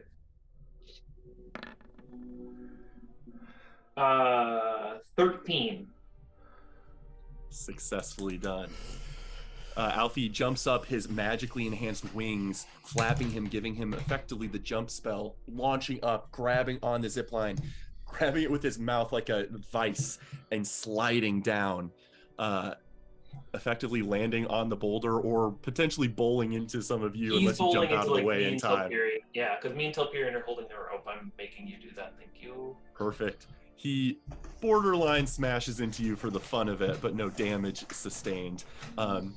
And the Moby 3, well, I guess it's still fixed in the air. The arrow is still holding the rope up there with Moby 3 over by it. I will have Moby 3 start moving the arrow towards us, and we'll pull in the rope as he's pushing the arrow towards us. Okay. I'm gonna get myself down. I'll use the end of the go rope, and I'm gonna use Kair to like create a double loop, so I can just let myself down, like after I untie it. So just slowly guide myself down to the ground, and then just pull it and have it down there. Just for the fun of it, as Moby 3 begins to bring the end of the rope toward you all, you see the slack begin to dip and almost touch the tar creature's head before you start reeling it in faster to keep it taut in a way that it doesn't droop.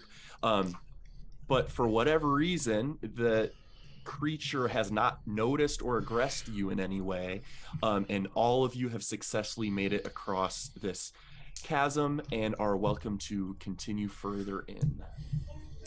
Throw the boulder back. No, I am not going near that boulder right now. We go in. I'll find another one. Okay. I will say with Jiri's description of this chamber that he had previously scouted, you guys will continue to benefit from sort of what has been revealed up to that point. Let me bring us all here, and then I need to bring you guys onto the screen. Having spent a lot of time next to that jade dragon head, did it remind me of a different jade item, or not really? In a sense, because your previously held Blade of Lucent Jade, the blade itself wasn't jade specifically. It was more of a beautiful, shimmering, translucent emerald, but the hilt was very specifically carved from jade in a pattern of very tribal-esque wood elven design, the hilt. So in that sense, this is carved from jade. It looks like perhaps different type of mastercraft on the essence of it, but it is certainly jade in that sense. Okay. But you all arrive here with the previous locations by Jiri having been scouted in this direction with little to no threats found. This direction where a statue of a Loxodon elephantoid individual with a trunk of a snake, as well as this direction where many slain lizard folk lie.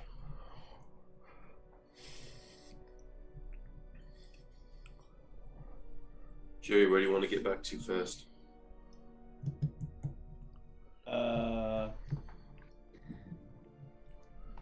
Man, there's so many ways to go. I say we go check out the dead lizards first. Yeah, dead lizards. That's my vote. Helperion, as you begin to walk forward first in that direction, by the time you get about here, the edge of your vision shows something. Not obscured in the mist, because there is no mist down in these areas. You do see a fog form of a specter-like individual. And you stop your gait very quickly as it comes into view. But it doesn't rush you and attack. It simply holds out its arm and points in a direction of this way. Y'all get a mental ping. Fucking specter telling us which way to go. I don't know its purpose, but it's seen me. It has seemingly seen you, yes. It is looking directly at you and just hovering, floating there with its arm outstretched. I'm gonna just edge closer if anyone's coming with us. Me? Yeah, I'm right on your shoulder. Tobirama, as you're right next to Telpier, and you see it too. And then it just moves into this wall, disappearing from view. Oh. I want to sidestep over here and peek in this room, see what it's pointing to. You can see over here, before stepping in this pit of tar, the statue that Jiri had spoke of over here. A large elephantoid individual with a long trunk that wraps around their body in many areas, and it has a pattern on it like the scaled back of a boa before resting its shoulder on its head on her shoulder.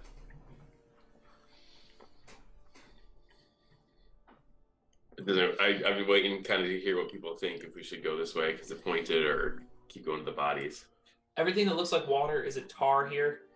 Correct. Ooh. Gotcha. Fucking 20 feet over there. Oh, look. Tell Baron, go check out the statue. All right, tell me back out of my way. All right, I'll get a 10-foot start and I'll jump over this.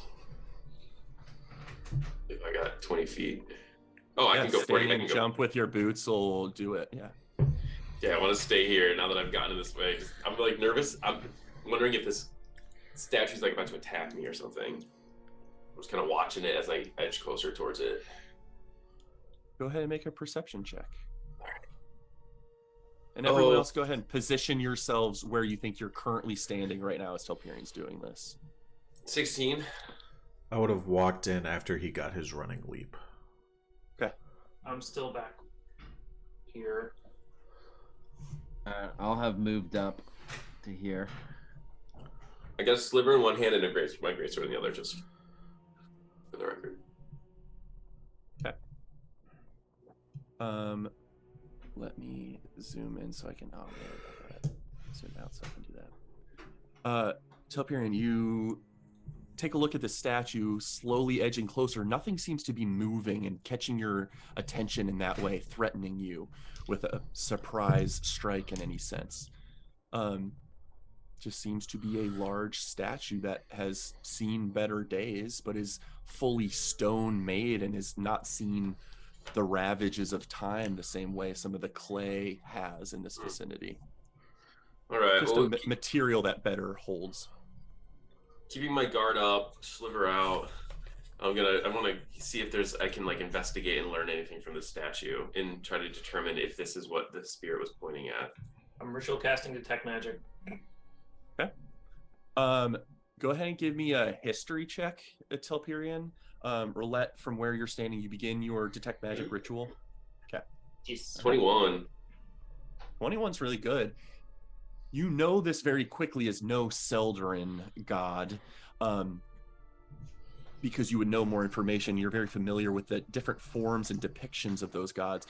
You suspect this is perhaps one take on or a demi being servant of the Huntress, a deity linked with the Wild Mother, either a sort of demigod that does the Wild Mother's bidding, or is perhaps even a take on the Wild Mother herself, a humanoid god figure, or should I say not humanoid, but rather outside of elven culture. Okay. You guys, okay. I'm gonna I don't know. I'm curious. I'm curious what the thing was pointing at, so I just want to keep investigating it. And is there any way like out behind it or anything? I'm kind of eyeing Toby and Jerry. You can kind of do a loop around it, like there's room behind it to walk behind it, but there doesn't seem to be any, for purposes of this, traps, hidden levers, a stone in a wall meant to be depressed for a hidden passageway. There's nothing that stands out to you necessarily about this statue. And then by the time you walk around it, around here, and Toby Rama, then you see this as well. Another box. The specter emerges from this wall, just floating, looks at both of you, and holds its arm outstretched in this direction.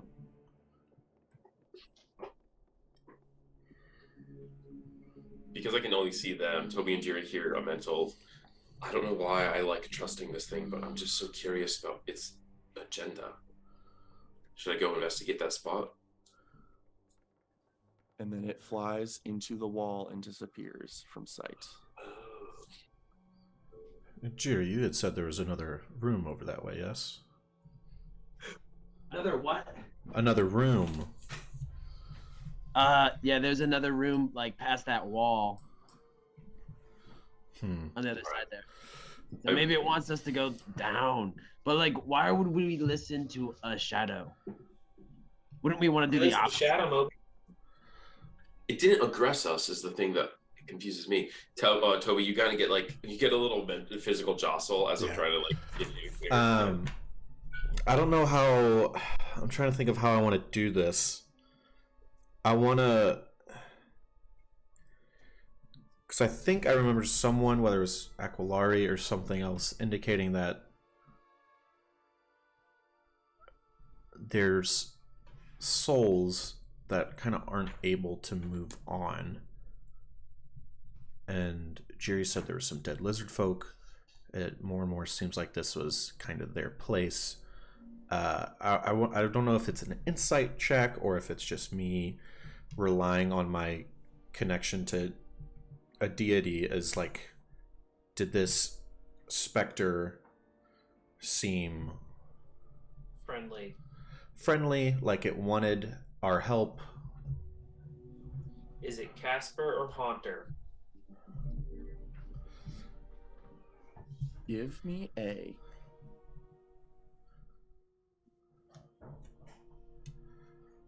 give me an insight check.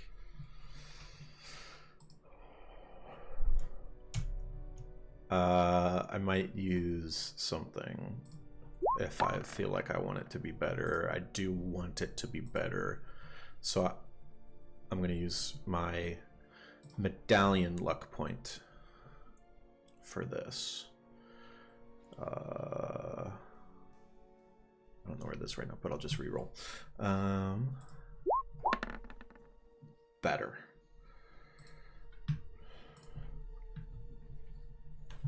hard to insight things that you're not familiar with. Facial cues, tells, impossible to gauge from this type of an individual that you've barely spent time with. And yet, the only thing you can have to go on, you're frustrated with your 13 insight roll because you're not able to rely on the normal cues. And then with just a pulse of warmth through your body, a memory just strikes you of the only other mist wraith specter creature you've encountered. When it peered through the fog back when you guys were getting stuck in tar, it had this posture to it, an eagerness that kind of peered out of the fog with its arms back like it was zooming towards something, didn't see anything, and reluctantly left. This one has none of that eagerness, the poised, almost pounce-like vibe to it. So though a 24 doesn't grant you knowledge of its intentions, you gain the sense that it is not aggressive. At least now. It's certainly not focused on, ripping our souls out of our bodies. I mean, that's my gut instinct, is this thing is trapped here. And as new people arrive, it wants help freeing itself.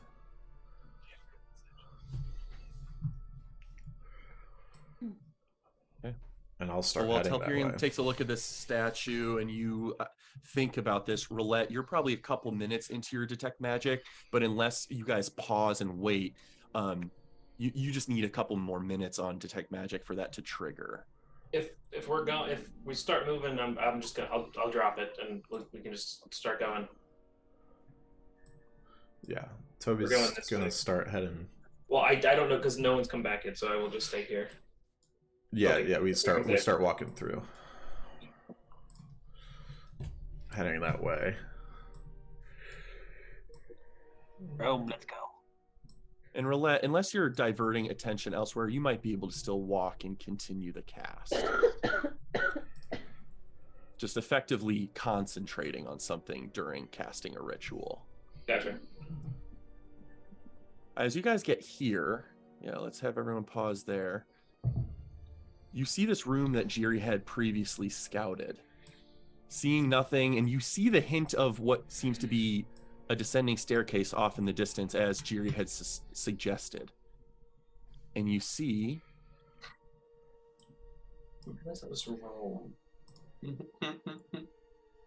the Mist Wraith continue out of the wall, look at you all, and point in this direction before it flies into the wall, disappearing from view once again.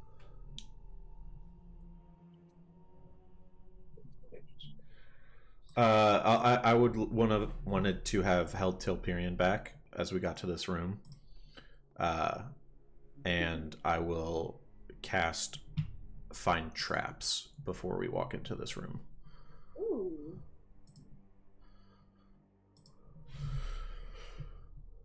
Give me an idea of what that does real quick.